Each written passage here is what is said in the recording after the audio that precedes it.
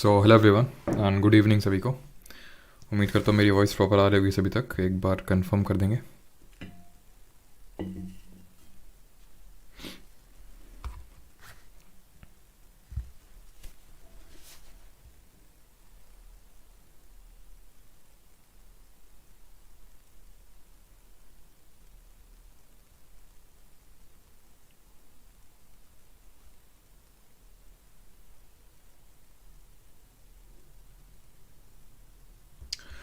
चलिए good evening सभी को। संजना, अक्षय, अंकिता, ईशा, सभी को गुड इवनिंग। तो चलिए स्टार्ट करते हैं। तो कल हम लोगों ने कहाँ पे फिनिश किया था? कल हम लोगों ने फिनिश किया था अकबर पे। अकबर जी की हो गई थी डेथ और अब आएंगे अकबर के बेटे। लेकिन ऐसे तो आएंगे नहीं अकबर के बेटे, कुछ तो कारण होगा, है ना?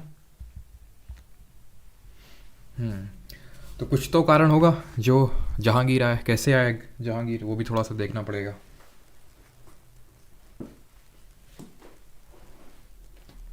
ठीक है। तो हुआ क्या एक्चुअल में, जो अकबर जी हैं हमारे, नॉर्थ इंडिया तो पूरा कैप्चर कर चुके थे। ठीक है। अब वो नर्मदा वैली के या फिर नर्मदा रिवर के साउथ में एक्सपेडिशन करना चाहते थे और साउथ में जाना चाहते थे और साउथ इंडिया को भी कॉन्कर करना चाहते थे। और इस साउथ इंडिया को एक्सपेडिशन को इन्होंने लीड किया इन द ईयर 1601। 1601 में इन्होंने खंडेश, खंडेश कहाँ पे पड़ता है? प्रेजेंट डे जो महाराष्ट्र है ना, महाराष्ट्र के नॉर्दर्न साइड में पड़ता है खंडेश। तो खंडेश को ये कॉन्कर करने गए और बड़ी इजीली कॉन्कर भी इन्होंने कर लिया और इनका ये लास्ट एक्सपेडिशन बना। ठीक है। तो इन्होंने 1601 में ही कॉन्कर दी फोर्ट ऑफ आसीरगढ़। ठीक है, आसीरगढ़, जो कि पार्ट था किसका? खंडेश का। अब जब ये वहाँ पे गए तो जिस तरह हमने पिछले लेक्चर में देखा था कैसे कि जब हुमायूं लड़ने गए थे कहाँ पे? शेर शाह सूरी से, ईस्टर्न इंडिया में, बंगाल के साइड। तो उनका जो भाई था उसने क्या किया था? उसने बोला कि भाई मतलब उसको जब पता चला कि हुमायूं हार गया, ठीक है, तो उसने बोला कि हुमायूं जी तो अब नहीं रहे और अब हम यहाँ के जो हैं दिल्ली सल्तनत के मतलब या फिर यहाँ के राजा हैं। ठीक है। तो इस तरह से उसने खुद को ही राजा घोषित कर दिया। उसी तरह जब ये यहाँ पे, वैसे तो अकबर जब साउथ इंडिया में गए तो उन्होंने ये बैटल हारा नहीं, जीत गए, उसको कॉन्कर कर लिया। बट दिल्ली में जो इनका बेटा था दैट इज़ जहांगीर, उसने रिवोल्ट कर दिया और उसने राजगद्दी पे खुद को स्थापित कर लिया। तो उस चीज़ को कंट्रोल करने के लिए, ठीक है, तो अकबर को जल्दी से जाना पड़ा। कहाँ से? यहाँ से, यानी कि साउथ इंडिया से। इस वजह से इनको तुरंत जाना पड़ा और ये जो अपना बाकी का जो साउथ इंडिया का जो उनका सपना था उसको वो नहीं एक तरह से साकार कर पाए। क्यों? Due to Jahangir. तो अकबर को बैक टू दिल्ली जाना पड़ा। बट जहांगीर के जो तेवर थे वो बदल चुके थे। ठीक है। और जहांगीर को चाहिए था फुल इज्जत। तो इस वजह से यहाँ से धीरे धीरे अब अकबर की तबीयत होने लगती है ख़राब और अकबर की फाइनली हो जाती है डेथ इन द ईयर 1605। और अकबर की डेथ के बाद अब आएगा जहांगीर थ्रोन पे। और जहांगीर थ्रोन पे आता है इन द ईयर 1605 से लेके 1627 तक ये थ्रोन पे रहेगा। कौन? जहांगीर। जहांगीर की अगर बात करें तो इसका ओरिजिनल नेम है नूरुद्दीन मोहम्मद सलीम। ठीक है। जिस तरह हमने देखा था कि जल्दी से आप बताइए बाबर का ओरिजिनल नेम क्या था? कल हम लोगों ने देखा था ज़हीर खान से रिलेट करके, है ना, ज़हीरुद्दीन। तो इस तरह इसका नूरुद्दीन मोहम्मद सलीम या फिर इसको प्रिंस सलीम के नाम से भी जाना जाता है। इस चीज़ को याद रखिएगा। ठीक है। इन शॉर्ट हम इसको जहांगीर को सलीम के नाम से भी जानते हैं। He is known for strict administration of justice. He established जंजीर आदल और chain of justice eight Agra fort for the seekers of royal justice. तो इसने एक पूरी जंजीर बना रखी थी, उसमें काफ़ी सारे घंटे टंगवा रखे थे कि भाई अगर किसी को जस्टिस चाहिए तो इसको बजा सकता है। तो एक तरह का ये जंजीर आदिल था। कहाँ पे? आगरा फोर्ट में। It is a kind of chain of justice. Alright. अगला पॉइंट है हमारा, in 1611 Jahangir married Mehrun Nisa, widow of Sher Afghan, a Persian nobleman of Bengal. Later on she was given the title Noor Jahan. Noor Jahan exercise tremendous influence over the state affairs. She was made the official Padshah Begum. Actual में शेर अफगान यानी कि जो जहांगीर था उसने एक एक्सपेडिशन लीड किया था। ठीक है। जहाँ पे अफगानी डायनेस्टी रहती थी, खासकर बंगाल में। ये मैंने आपको पिछले लेक्चर्स में बताया था कि यहाँ पे अफगान अभी भी रिसाइड कर रहे थे। जो शेर शाह सूरी था वो भी एक अफगान था और वो कहाँ पे रिसाइड कर रहा था? बंगाल में, जहाँ पे हुमायूं इसको हराने गए थे लेकिन हरा नहीं पाए थे। कन्नौज में, चौसा में हारे, कन्नौज में हारे, फिर फाइनली भागना पड़ा। फिर जब हुमायूं उसकी शेर शाह की जब डेथ हो गई तब वापस आ पाए हुमायूं। तो जहांगीर ने यहाँ पे एक्सपेडिशन लीड किया और इस अफगान को हराया, शेर अफगान जिसका नाम था। और इसकी जो वाइफ थी उससे शादी कर ली, मेहरुन निसा, जो कि बाद में जिसको नूर जहां का टाइटल दिया किसने? जहांगीर ने, और जहांगीर इससे बहुत प्यार करता था, ठीक है। और इसीलिए पातशाह बेगम का भी टाइटल दे दिया। और यही नहीं बल्कि इसके जो घर वाले थे उसको भी कोर्ट में अपॉइंट कर लिया। जैसे इसका भाई था, ब्रदर था असफ जहाँ, उसको अपॉइंट कर लिया, इसके फादर को अपॉइंट कर लिया। तो जिसके ऑलमोस्ट बहुत ज़्यादा कंट्रोल जो है नूर जहाँ का अब हो चुका था जो स्टेट अफेयर्स थे उसमें। और अभी हम आगे चल के देखेंगे यही कारण है कि क्यों बाद में जहांगीर की लड़ाई हो जाती है अपने ही बेटे जिसका नाम है शाहजहाँ। बट जहांगीर का बेटा तो आपको पता है शाहजहाँ है, लेकिन शाहजहाँ मेहरुन्निसा उसकी माँ नहीं है। मतलब ये है कि जो मुग़ल लोग होते थे ये लोग एक दो शादी नहीं करते थे, एटलीस्ट 10-15 तो करनी पड़ेगी भाई एटलीस्ट 10 तो करते ही थे, ठीक है। 15 हैं, किसी के 20 हैं शादियाँ, तो इस तरह से मतलब वाइफ्स हुआ करती थी। तो जहांगीर की एक और शादी थी, एक और वाइफ थी इनकी मनमती या फिर जगत गोसाई या फिर जोधाबाई, जो कि मारवाड़ की थी, जो कि कछवा प्रिंस थी। कछवा एक राजपूत डायनेस्टी है और उसकी प्रिंसेस थी जोधाबाई, उनसे शादी करी जहांगीर से और इन्हीं से ही बेटा हुआ Shahjahan. In 1608, Captain William Hawkins, a representative of East India Company, came to Jahangir's court. He was given the mansab of 400. अभी मैंने आपको पिछले लेक्चर में पढ़ाया था ये मनसब क्या होता है, ठीक है। तो आई होप आप सभी को मनसब पता होगा कि मनसबदारी सिस्टम को अकबर ने स्टार्ट किया था। और ये होता क्या था, यहाँ पे जट और सवार, जट के बेसिस पे, जट का मतलब क्या है आर्मी मैन, इसके बेसिस पे ही रैंक डिसाइड होती थी जिसको कि मनसब बोला जाता था। अगर आपका मनसब कम है जैसे 100, 200, 300 इस तरह से, तो आपको कैश में पेमेंट होती थी। और अगर नहीं है यानी कि जिसको हम नकदी बोलते थे, और अगर नहीं है ऐसा कि आपके पास मतलब हाई मनसब, जैसे कि हमने देखा था कि एक कोका जी थे हमारे और एक राणा मान सिंह जी थे जिनके पास 7,000 का मनसब था, तो उनको जागीर मिलती थी, यानी कि लैंड, पार्ट ऑफ लैंड, और वहाँ के रेवेन्यू राइट्स मिलते थे। हेरिडेटरी राइट नहीं होते थे, रेवेन्यू राइट होते थे, ठीक है। तो इसको मनसब दे दिया गया, किसको, हॉकिंस को, जो किसके कोर्ट में आया था, जहांगीर के। तो सबसे पहले अगर पूछ ले कि कौन सा ब्रिटिशर आया था, तो वो आया था विलियम हॉकिंस। किसके कोर्ट में आया था, जहांगीर के कोर्ट में आया था, ठीक है। और उसके बाद 1615 में आया सर थॉमस रो, और इसने जो है यहाँ पे फैक्ट्री इस्टेब्लिश करने की जो परमिशन है वो जहांगीर से ली। और जहांगीर अननोइंगली या फिर बोल सकते हैं कि यही जो है जहांगीर के जो बोल सकते हैं जो वंशज है उसको ख़त्म करने का भी इन्हीं को रोल जाता है, किसको, ब्रिटिशर्स को। वो अभी आगे देखेंगे जब मॉडर्न हिस्ट्री पढ़ेंगे, ठीक है। तो ये चीज़ आई होप आपको क्लियर हो गई होगी, जो अभी मैंने आपको चीज़ें बताई कि सबसे पहले कौन सा ब्रिटिशर आया था, विलियम हॉकिंस, ठीक। और ये जहांगीर के कोर्ट में आया था, बट इसको मनसबदारी मतलब मनसब मिल गया था 400 का। और सर थॉमस रो इन 1615 आए अगेन जहांगीर के कोर्ट में, और इन्होंने एक तरह से फाइनली इनको परमिशन मिल गई to establish a trading port at Surat. Now अगला पॉइंट है हमारा, he captured a part of Ahmednagar, Malik Ambar ceded him the territory of Balaghat. एक सेकंड, यहाँ पे नहीं है ना, चलो कोई नहीं। तो यहाँ पे हम लोगों ने देखा था जब विजयनगर पढ़ रहे थे और डेक्कन सुल्तान्स के बारे में पढ़ रहे थे, ठीक है। तो यहाँ पे हमने देखा था कि ये जो कृष्णा रिवर थी, कृष्णा रिवर के जो नीचे वाला जो रीजन है इसको हम पूरा विजयनगर किंगडम बोलते हैं। अभी मैं मैप भी आपको दिखाऊंगा ऊपर, ठीक है, अभी आगे आएगा। तो ऊपर यहाँ पे क्या है, ऊपर यहाँ पे हमारा था बहमानी किंगडम, और ये बहमानी किंगडम जो है 5 डेक्कन सुल्तान्स में बिखर गया था, टूट गया था, है ना, 1488 के टाइम पे। कौन कौन से थे, अहमदनगर, बीजापुर, गोलकोंडा, बेरार, ये सारे हमारे क्या थे, 5 किंगडम के नाम थे। तो उनमें से जो अहमदनगर, यहाँ पे अहमदनगर लोकेटेड था, नीचे आपका बीजापुर था, यहाँ गोलकोंडा था, ठीक है, ये आपका अहमदनगर था। और ये जो अहमदनगर है ये जो है कैप्चर कर लिया था किसने, जहांगीर ने, ठीक है। तो यहाँ से अब साउथ इंडिया में आप देखिएगा कि किस तरह से ये लोग जा रहे हैं। मलिक अंबर कौन था, अहमदनगर का रूलर था उस समय। ये एक्चुअल में एक इथियोपियन था जिनको एबिसीनियन भी बोलते हैं, इथियोपियन या फिर एबिसीनियन। इथियोपिया से इसका मतलब एक्चुअल में तो इसके बारे में बहुत अर्ली लाइफ के बारे में हमें पता नहीं है, क्योंकि मलिक अंबर को ये माना जाता है कि ट्रेड मतलब एक इसके माँ बाप बहुत गरीब थे और इसको मतलब स्लेव के तौर पे स्लेव मार्केट में बेच दिया गया था। देन जो एक रूलर था वो यहाँ पे लेके आया था और देन मतलब काफ़ी एबल रूलर था और इसने पूरे अहमदनगर पे रूल मतलब अपना स्टार्ट कर दिया। और ये जो है मलिक अंबर ने बहुत रेजिस्ट किया, इनको खदेड़ के रखा था मुगलों को काफ़ी टाइम तक। वो मैं पूरे डीप में स्टोरी में नहीं जा रहा हूँ बिकॉज उतना नीडेड नहीं है आपके एग्जाम के लिए।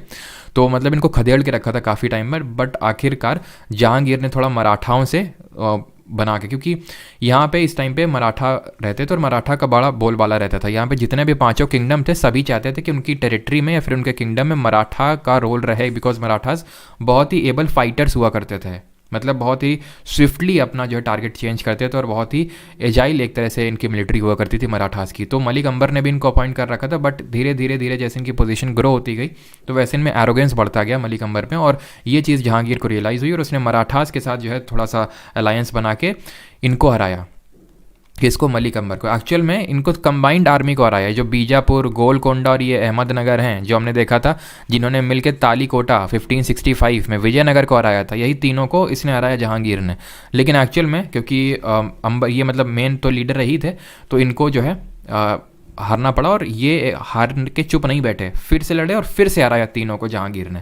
इस बार जो है मलिक अंबर की एक तरह से पोजीशन हो जाती है वीक, और ये भी समझ जाते हैं जो बीजापुर और गोलकोंडा, और ये आपस में लड़ने लगते हैं उसके बाद में। तो ये सारी चीज़ें साउथ इंडिया में भी चल रही थी, बिकॉज जो इस टाइम पे ना अकबर के एंड तक हमने देखा था कि किस तरह आसिरगढ़ का जब किला उसने एक्वायर किया अकबर ने, तो उसके बाद ही आप ये समझ लो कि साउथ इंडिया में पैर रख गया मुगल का। और अब यहाँ से जहांगीर भी गया, उसने अहमदनगर को ऑक्यूपाई किया, मलिक अंबर ने ceded him the territory of Balaghat की टेरिटरी दे दी थी, ये सारा काम हुआ। And then he killed the 5th Sikh guru, जिनका नाम है अर्जुन देव, ठीक है। And Prince Khurram and Mahabat Khan revolted against him. तो ये जो हमारे सिख गुरु थे, हम लोगों ने जब भक्ति एंड सूफी मूवमेंट पढ़ा था तो वहाँ पे भी इस चीज़ को देखा था कि जो हमारे 5th सिख गुरु थे, जिन्होंने कि आदि ग्रंथ कंपोज किया था, जिन्होंने गोल्डन टेम्पल का कंस्ट्रक्शन कंप्लीट किया था, वही गुरु अर्जन देव जो है, इनको मारा था जहांगीर ने।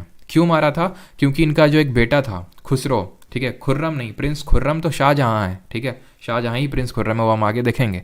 लेकिन जो खुसरो है, ठीक है, जो खुसरो है एक्चुअल में, खुसरो, उसको इसने रिवोल्ट किया था, किसके खिलाफ? जहांगीर के खिलाफ। और एक्चुअल में देखा जाए तो ये चीज़ जहांगीर ने ही चालू करी थी, क्या?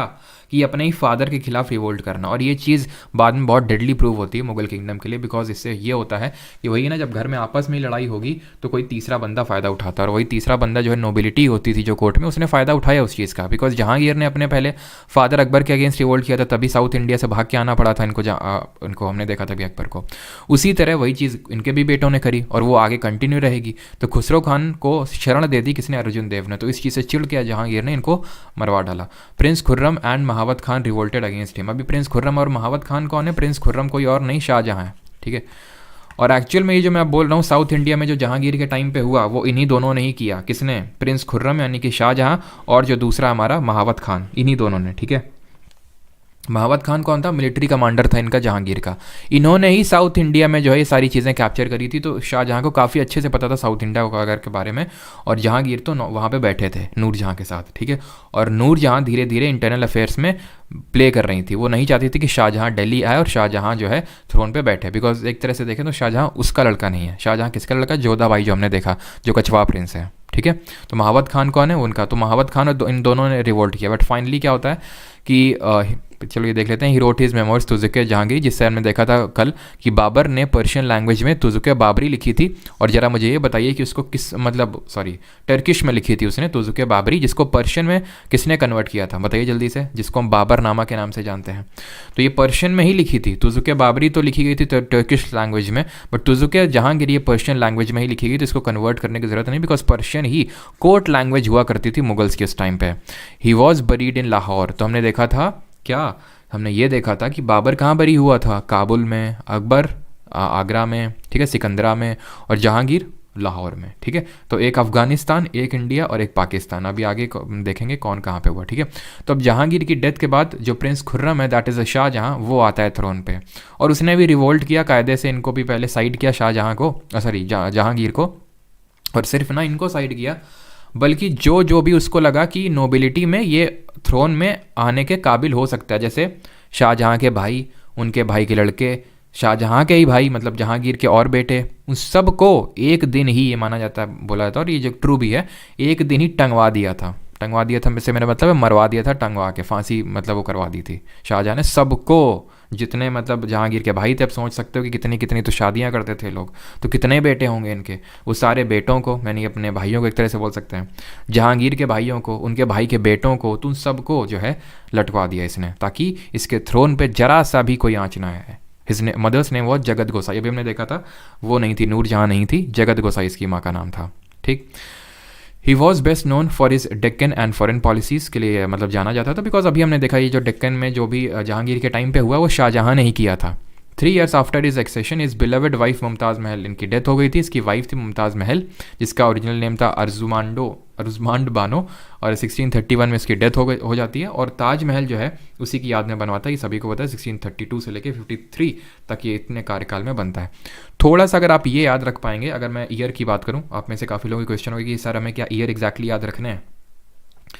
तो जैसे अगर आप शाहजहाँ का याद कर लेंगे तो आपको थोड़ा जहांगीर का भी याद हो जाएगा और थोड़ा औरंगजेब का भी याद हो जाएगा, यानी कि थोड़ा थोड़ा अगर आप एक दो भी डेट याद रखेंगे तो आपको सारी चीज़ें एटलीस्ट आप रिलेट कर सकते हो और ऑप्शन एलिमिनेशन से क्वेश्चन को सही कर सकते हो। बिकॉज एग्जैक्ट डेट रटना उतना आसान नहीं होता, क्योंकि सिर्फ यही डेट नहीं रटनी आपको, और भी बहुत सारी चीज़ें रटनी होती हैं, आई नो, ठीक है।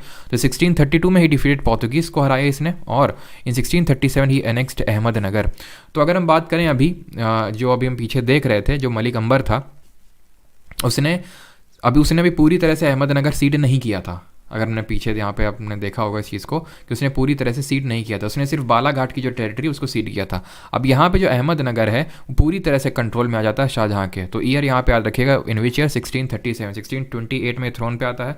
देन 1637 में इसने पूरी तरह से अहमदनगर को एनेक्स कर लिया। बीजापुर और गोलकोंडा जो है इन्होंने सुजरानिटी एक्सेप्ट कर ली कि हाँ भाई आप ही हमारे शहंशाह हैं। अब एक ये भी क्वेश्चन अराइज हो सकता है कि ये तो दोनों मतलब इस्लामिक थे, ये भी मुस्लिम थे और ये भी मुस्लिम थे, ठीक है। अब जैसे विजयनगर और वर्सेस ये हुआ डेक्कन के सुल्तान, तो हमें समझ में आता है हिंदू वर्सेस मुस्लिम। यहाँ क्या था, यहाँ भी एक्चुअल में मुस्लिम वर्सेस मुस्लिम ही था, लेकिन क्यों? क्योंकि मुस्लिम में आपको पता होगा एक शिया होता है और एक सुन्नी। ये जो थे मुगल्स, ये सुन्नी थे, ठीक है, और ये जो थे ये शिया थे। तो शिया और सुन्नी में बिल्कुल नहीं बनती थी, तो इसीलिए जो है मुगल्स इस चीज़ का हवाला देते हुए इनके खिलाफ वो कर रहे थे। बीजापुर गोलकोंडा को अभी तक एनेक्स नहीं किया गया था, जो कि औरंगजेब के टाइम पे किया जाएगा। अभी सिर्फ अहमदनगर को ही एनेक्स किया गया था शाहजहाँ के द्वारा। इन लोगों ने जब देखा, ये लोग क्यों असिस्ट कर रहे थे, बिकॉज जानते थे कि अगर यहाँ तक आ गए हम, ठीक है, तो वही है कि फिर वही बोलेगा मलिक अंबर की हम भी पहले गए थे तुम भी पहले जाओगे, यानी कि बीजापुर और गोलकोंडा में आने में देर नहीं लगेगी। और बीजापुर यहाँ था, अहमदनगर यहाँ था, तो उसको ये लगा था, और गोलकोंडा यहाँ पे, तो गोलकोंडा वाले सोच रहे थे कि भाई ये बफर के तौर पे ऐड कर रहा है, और इनको बीजापुर वालों को भी लग रहा था ये बफर के तौर पे ऐड कर रहा है। अहमदनगर अगर हम सपोर्ट करेंगे तो मतलब पहले ही वहीं तक रुक जाएंगे, नहीं तो इसके बाद सीधे हमारा ही नंबर होगा, ठीक है। लेकिन उन्होंने जल्दी से सुज़रानिटी एक्सेप्ट कर ली, मतलब मान लिया कि ठीक है, मैं आपकी जो कि हाँ आप ही थ्रोन पे हैं और हम आपकी सुज़रानिटी एक्सेप्ट करते हैं। तो ये चीज़ इन्होंने एक्सेप्ट कर ली। अब शाहजहाँ भी मतलब कोई बहुत ज़्यादा, या फिर जहांगीर भी, या फिर फॉर दैट मैटर शाहजहाँ भी, मतलब बहुत ज़्यादा इनके मैटर्स में इन्वॉल्व नहीं होना चाहते थे, बिकॉज उनको ही पता था कि ठीक है मैं नेक्स्ट तो कर लेंगे, बट कंट्रोल करना उतना भी आसान नहीं है। तो इसलिए इन्होंने बोल दिया ठीक है आप हमारी सुज़रानिटी एक्सेप्ट कर लो, बस इतना काफ़ी है, ठीक है। अब यहाँ पे आप मैप देख सकते हैं, ये अहमदनगर है, ये बीजापुर है, और ये गोलकोंडा है, बीच में बिदर छुपा, और यहाँ पे आपका बेरार है, ये वाला बेरार वाला क्षेत्र है, ठीक है। यहाँ पे तो बेरार में ही जो है ये बैठा हुआ था, मतलब सॉरी बेरार को मतलब पहले ऑक्यूपाई कर लिया था, बेरार तो पहले ही चला गया था उनके उसमें। अहमदनगर की इस बार बारी थी, तो मलिक अंबर ने जो है पूरी तरह से हार गया शाहजहाँ के हाथों में, और उसके बाद जो है बीजापुर और गोलकोंडा ने दोनों ने सुज़रानिटी एक्सेप्ट कर ली, किसकी? शाहजहाँ की। तो आई होप इतनी चीज़ें आपको क्लियर होंगी, ठीक है। अब आते हैं शाहजहाँ पे। तो Shahjahan reign is describe by French traveller, इसके टाइम पे ट्रैवलर आए, बर्नियर और टैवर्नियर, दोनों फ्रेंच थे, और इनकी किताब है, यहाँ पे आप देख पा रहे हैं फ्रैंकोइस बर्नियर की किताब है, ट्रैवल्स इन दी मोगुल एम्पायर। मोगुल का मतलब क्या? मुगल। तो ये मंगोलॉइड थे, तो खुद को ये मोगुल बुलाते थे, ठीक है, और यहीं से मुगल नाम पड़ा। मुगल एम्पायर जो हम बोलते हैं वो एक्चुअली मोगुल से वर्ड आया है, ठीक है, बिकॉज ये लोग मंगोलॉइड थे। हमने पहले भी देखा था, उज़्बेक ओरिजिन बताते हैं, उज़्बेकिस्तान के बगल में ही मंगोलिया है, चाइना के ऊपर। तो ये बोलते हैं कि हम वहीं से ओरिजिन है, मंगोल ओरिजिन है, चंगेज़ खान के हम डिसेंडेंट्स हैं, बाबर खुद बोलता था ये, और उसने इस चीज़ को बाबरनामा में लिखा भी, मतलब तुज़के बाबरी में लिखा भी उस चीज़ को। तो ट्रैवल्स इन दी मोगल एम्पायर फ्रैंकोइस बर्नियर की, और जीन बैप्टिस्टे ट्रैवर्नियर की है ट्रैवल्स इन इंडिया। तो ये भी थोड़ा सा किताब के नाम भी याद रखिएगा। चलिए मैं आपसे जल्दी से पूछता हूँ कि जो आईने अकबरी है वो अकबरनामा का कौन से वॉल्यूम में है, और इसको किसने कंपोज किया था, किसने लिखा था? और इटालियन ट्रैवलर था निकोलो मनुक्की, इसकी आज सच कोई बुक नहीं है जो आपको याद रखनी है। और पीटर मुंडी जो है that describe the famine that occurred during the Shahjahan time. But ये बर्नियर और टैवर्नियर अच्छे से याद रखिएगा, शाहजहाँ के टाइम पे आए थे, ऑलराइट। तो ट्रैवल्स इन दी मोगल एम्पायर और ट्रैवल्स इन इंडिया, ये बुक्स के नेम हैं, ये आपको पता होने चाहिए। देन आते हैं शाहजहां रेन, और वो जो भी मैंने क्वेश्चन पूछा था वो ऐन अकबरी, वो थर्ड पार्ट है अकबरनामा, जो थर्ड वॉल्यूम है अकबरनामा का, दैट इज़ ऐन अकबरी, जिसको कि अबुल फजल ने किया था। अबुल फजल का भाई था फैज़ी, और फैज़ी किस लिए जाना जाता है कल हम लोगों ने देखा था, जरा कॉमेंट में बताइए। आई से वो चीज़ स्टार्ट होती, मैंने कुछ आपको बताया था, जहाँ पे रिलीजियस डिस्कॉर्सेज हुआ करते थे। Shahjahan reign is said to have marked the pinnacle of the Mughal dynasty and empire, is known for the promotion of art, culture, architecture during the time, the red Fort, Jama Masjid and Taj Mahal. तो ये पता होंगे आई होप, ठीक है, नहीं पता है तो अब रट लो। ताजमहल तो सबको पता ही है शाहजहां ने बनवाया था, रेड फोर्ट जो लाल किला है वो भी बनवाया किसने, शाहजहां, जो कि दिल्ली में, और जामा मस्जिद भी दिल्ली में है और इसको भी शाहजहां ने ही बनवाया। बाकी ताजमहल तो पता होगा आगरा में है, और इसी के पास में ही आपका आगरा का जो किला है, आगरा का जो फोर्ट है वो भी लोकेटेड है। यहाँ पे हम अभी डिटेल में आर्किटेक्चर पे नहीं जा रहे हैं, आर्किटेक्चर मैंने लास्ट में रखा हुआ है, वहाँ पे आर्किटेक्चर अच्छे से देखेंगे, सारी चीज़ें किस टाइप का आर्किटेक्चर हुआ करता है तो, और बाकी अदर चीज़ें, ठीक है। तो रेड फोर्ट और जामा मस्जिद कहाँ पे आपके, दिल्ली में। तो अभी जितना आ रहा है उतना देख लीजिए, बाकी तो लास्ट में हम देखेंगे। और जो मैंने आपसे पूछा था फैज़ी के बारे में, वो इबादत खाना है, ठीक है। और ये दोनों जो है अकबर के नवरत्नों में से एक थे, ठीक है। ये क्या है, ये तो मोदी जी, और वो मोदी जी यहाँ क्या कर रहे हैं, मोदी जी खैर इतना ज़्यादा कोई लेना देना नहीं है। यहाँ पे जो राइट साइड में आप देख पा रहे हो, ये कोहिनूर, ये है कोहिनूर, और ये जो देख पा रहे हो ये है पीकॉक थ्रोन, ठीक है, ये है पीकॉक थ्रोन। अब ये पीकॉक थ्रोन क्या है, पीकॉक थ्रोन है मतलब एक एलिवेटेड पार्ट, और एलिवेटेड पार्ट में बनवाया जाता था। देखो शाहजहां ने बनवाया था दीवाने आम और दीवाने खास, दीवाने आम और दीवाने खास। दीवाने खास में जो है बहुत ही खास लोग रहते थे, मतलब खास लोग इन दी सेंस नोबिलिटी के लोग, किंग और बाकी जो इंपॉर्टेंट लोग हैं, इंपॉर्टेंट मीटिंग के लिए दीवाने खास को कंस्ट्रक्ट करवाया गया था। वेयर, इसको शाह पैलेस के नाम से भी जानते हैं, और ये है कहाँ पे, ये है दिल्ली में। और दीवाने आम में आम रखे जाते थे, मतलब इसमें जो कॉमन पीपल हैं वो बैठते थे, कॉमन पीपल लोगों की गैदरिंग वो करती थी। अभी वो जब आर्किटेक्चर देखेंगे तो वहाँ पे आगरा में, आगरा फोर्ट में, ठीक। तो इसी दीवाने खास में पीकॉक थ्रोन बनवाया गया था, बहुत ही एलिवेटेड, मतलब ये रेड फोर्ट लाल किले में स्थित है, अगर आप कभी गए हो तो आपने देखा होगा, मतलब बहुत ही, अभी तो ये नहीं है, मतलब उसी तरह का एक आपको एलिवेटेड मिलेगा, तो उससे आप मैं रिलेट करने को बोल रहा हूँ, अगर नहीं देखा कोई नहीं तो, मतलब काफ़ी एलिवेटेड पार्ट में बनाया जाता था। और ये पीकॉक थ्रोन, यहाँ पर राजा साहब बैठते थे पीकॉक थ्रोन में, इसलिए बनवाया गया था ताकि हाँ मतलब कि ये जो हमारे बैठे हुए हैं, ये जो किंग हैं, ये भगवान के अवतार हैं, is a shadow of God, जिल्ले इलाही। किसने टाइटल लिया था जरा बताइए, शैडो ऑफ गॉड का सबसे पहले। तो ये भगवान के अवतार, इसलिए बेटा कायदे में रहना, मतलब ये चीज़ मैंने आपको पहले ही बताई थी, ये चीज़ एक्चुअल में राजपूत रूलर्स ने स्टार्ट किया था, फिर हमने देखा तो उससे पहले भी स्टार्ट हुआ था। जिस तरह अशोक ने खुद को देवनामी पियादसी बोला कि बिलवर्ड ऑफ गॉड, ताकि क्यों, क्योंकि ताकि लोग रिस्पेक्ट करें कि भाई तो भगवान है, भगवान के अवतार हैं ये, ठीक है। तो ज़िले लाई सबसे पहले बलबन ने लिया था, हमने देखा तो ये पीकॉक थ्रोन है। अभी मैं क्यों आपको दिखा रहा हूँ, सबसे पहली बात तो इसको शाहजहां ने बनवाया था, और इतना मतलब इतना ज़्यादा महंगा है, अब इस मतलब को क्या ही मैं बताऊँ, मतलब रफली 5 बिलियन डॉलर्स में, तो ये रुपीज़ में 5 बिलियन रुपीज़ में, इसमें तकरीबन एक इतना किलो सोना लगा हुआ था, 1100 किलो रफली सोना लगा हुआ था, गोल्ड, और ना जाने कितना किलो, आई थिंक रफली 300 किलो का प्रेशियस स्टोन लगे हुए थे इसमें। मतलब इसकी वर्थ जो है एकदम एस्टिमेट ही नहीं की जा सकती, ऐसे आप समझ सकते हो कि मैं बोल रहा हूँ 5 बिलियन रुपीज़ में अगर मैं बात करूँ। अभी कहाँ पे ये, जैसे ये तो कोहिनूर हीरा है, ठीक है, कोहिनूर हीरा का यहाँ वैसे कोई लेना देना नहीं है, अभी हम आगे देखेंगे। बट ये दोनों जो है एक ही टाइम पे नादिर शाह जो आया था, अभी हम देखेंगे नादिर शाह के बारे में, उसने लूटा था इसको, दोनों एक साथ ले गया था। पीकॉक थ्रोन, पीकॉक थ्रोन का तो कुछ पता नहीं है, जैसे आपको तो इसके बारे में पता होगा, कोहिनूर ये जो ब्रिटिश का रानी राजा होता है उसके क्राउन पे ये सजा हुआ है, ठीक है, तो ये ब्रिटेन के पास है, ठीक है। और इसकी भी अगर मैं वर्थ बात करूँ अगर, तो इतनी वर्थ है कि किसी कंट्री की, बहुत सारी कंट्री बिक जाएँ एक साथ, इतनी वर्थ है इसकी, ठीक है। तो रफली 5 बिलियन, ये माना 5 बिलियन नहीं है, आई थिंक 20 बिलियन की है, 20 बिलियन का जो है इसका वर्थ है, 20 बिलियन, समझ सकते हो कि कितना इसका वर्थ होगा कोहिनूर का। तो ये माना जाता है कि इसको मैंने आपको पहले ही बताया था कि इसको साउथ इंडिया से, एक आंध्र प्रदेश में एक माइन है वहाँ से इसको ककातिया डायनेस्टी ने सबसे पहले निकाला था, ठीक है, ककातिया। फिर ये महाराजा रंजीत सिंह के पास पहुँचा, फिर यहाँ पे मतलब आया नादिर शाह के पास पहुँचा, और इस तरह से फिर उसको ब्रिटिशर ले गए, ठीक है। तो खैर, और इसकी अगर बात करें पीकॉक थ्रोन की, तो पीकॉक थ्रोन के बारे में कुछ पता नहीं कहाँ है, कैसा है मतलब कि इसको ऐसा माना जाता है कि इसके स्टोन वगैरह निकाल लिए गए, जो सोना है वो लूट लिया गया, और इसके बारे में कुछ पता नहीं। और पीकॉक थ्रोन क्यों बोलते हैं, यहाँ पे आप इसको नोटिस कर पा रहे होंगे, यहाँ पे 2 पीकॉक्स बैठे हुए हैं, ठीक है। अब मोदी जी ला पाएंगे कि नहीं ला पाएंगे, ये आप कॉमेंट में बताइए।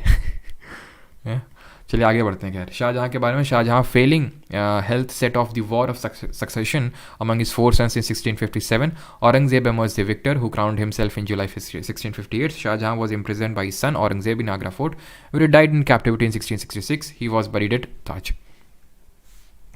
हेल्थ ख़राब हो गई, ठीक। अब इन्होंने क्या किया था जहांगीर के साथ, जो कि जहांगीर ने अकबर के साथ किया था? क्या? रिवोल्ट अगेंस्ट ओन फादर, अपने ही पिता के खिलाफ रिवोल्ट, ठीक। तो जहांगीर ने तो ऐसा कुछ मारा नहीं था, शाहजहाँ ने भी ऐसा कुछ गला नहीं काटा था, लेकिन औरंगज़ेब ने ज़रूर ये काम कर दिया। उसने इनको जेल में डाल दिया और वहीं पे इनको सड़ने के लिए छोड़ दिया। किसको? शाहजहाँ, जो इनके फादर थे। बिकॉज शाहजहाँ जो चाहते थे वो चाहते थे कि दारा शिकोह अगला रूलर बने, बट ये औरंगज़ेब नहीं चाहते थे। तो औरंगज़ेब ने पहले तो इनको ये काम किया और पहले तो इनके साथ युद्ध लड़े दारा शिकोह के साथ। तो औरंगज़ेब पे देख लेते हैं। तो 1658 में, and he is considered the last one of the last able ruler of the complete Mughal dynasty. Mughal के बाद इसके बाद जो है ऑलमोस्ट ख़त्म, खट खट खट खट खट, जैसे नहीं आप मैच देखते होंगे कि 200 रन पे 2 विकेट हैं और फिर 50 रन पे देखा तो 7 विकेट हो गए, वो हाल था, ठीक है। अभी शुरू में कितने हमने देखा, कितना लंबा लंबा टाइम पीरियड चल रहा था और कितना देर से हो रहा था। बस औरंगज़ेब के बाद कल की क्लास पूरी लगी थी कहाँ तक? अकबर तक। आज भी अभी औरंगज़ेब तक पहुँचा। अभी औरंगज़ेब के बारे में देखेंगे, 5 मिनट लगेगा बस औरंगज़ेब के बाद के आई थिंक जो 7-8 रूलर होंगे उनके बारे में देखने में, ठीक है। तो औरंगज़ेब डिफीटेड दारा। दारा कौन? दारा शिकोह, जो इसका भाई था, ठीक है। इसको हराया धर्मत में, सामूगढ़ में। मतलब पहले देखो ऐसा नहीं कि 2 ही भाई थे, आपको लगता है 2 होंगे, बहुत सारे थे, ठीक है। तो उनको पहले ही वो एलिमिनेट हो चुके थे। अब इनके बीच मेन जंग थी। तो दारा शिकोह को पहले धर्मत में हराया 1658, सामूगढ़ में हराया 1658, देवरई में हराया अगेन, और यहाँ पे ये लास्ट बैटल था बिटवीन औरंगज़ेब एंड दारा शिकोह, जहाँ पे दारा शिकोह की हत्या कर दी जाती है औरंगज़ेब के द्वारा, और यहाँ पे औरंगज़ेब खुद को थ्रोन पे स्टैब्लिश कर लेता है। आफ्टर विक्ट्री के बाद Aurangzeb was crowned at Delhi under the title Alamgir. खुद को ये टाइटल देता है और under the title of Alamgir ये इसने दिल्ली का जो क्राउन है उसको संभाल लिया। Now Aurangzeb captured. अब यहाँ पे एक स्टोरी पूरी टाइप में लिखी हुई है सिंपल फॉर्म में, ये आपको पहले भी मैं बता चुका हूँ कि जो गुरु तेग बहादुर थे, जो 9th सिख गुरु थे सिख धर्म के, जो टोटल 10th सिख गुरु थे उनमें से 9 थे, और इन्होंने विरोध किया था कश्मीरी पंडित्स का जो कन्वर्जन हो रहा था इस्लाम धर्म में वो, और ख़ुद इन्होंने इस्लाम धर्म से कबूल करने के लिए मना कर दिया था, बिकॉज जिसके रिगार्डिंग औरंगज़ेब फोर्स कर रहा था। तो इसलिए इनको जो है क्या करवा दिया गया था? ही वॉज एग्जीक्यूटेड, मरवा दिया गया था। जो आखिरी सिख गुरु थे दैट इज़ इनके बेटे गुरु गोबिंद सिंह, तो उन्होंने खालसा पंथ ऑर्गेनाइज किया। मैंने आपको बताया था Khalsa that is a warrior class in the warrior class among the six. तो इन्होंने ऑर्गेनाइज किया अपने फादर का रिवेंज लेने के लिए, बदला लेने के लिए, बट फाइनली बदला तो उतना नहीं ले पाए और इनकी जो हत्या है वो कर दी जाती है एक अफ़गान के द्वारा।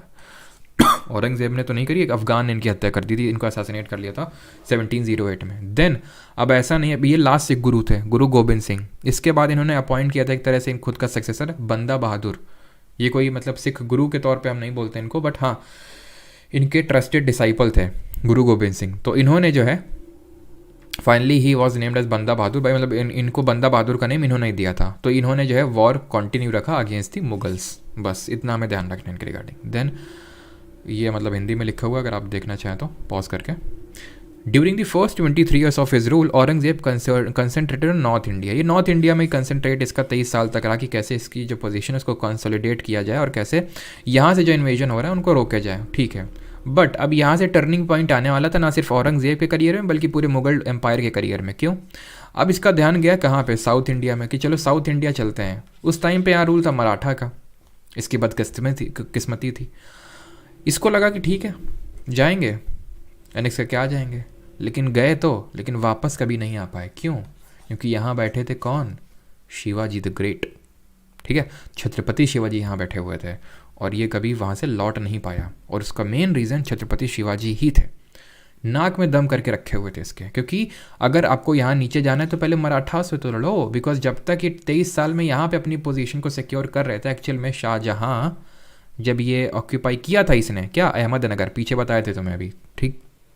तो उस टाइम इनके जो पिता थे शिवाजी के, उन्होंने हेल्प करी थी शाहजहाँ की, ठीक है। तो मतलब एक तरह से औरंगजेब का जो फादर है और इनके शिवाजी के जो हमारे फादर हैं उनके बीच में अलायंस था, ऐसे समझ सकते हो थोड़ा सा। अब यहाँ पे शिवाजी जो हैं ये भी तो अपनी पोजीशन को कंसोलिडेट कर रहे थे 23 साल तक जब ये यहाँ था औरंगज़ेब नॉर्थ इंडिया में। एक सेकंड रुकिएगा।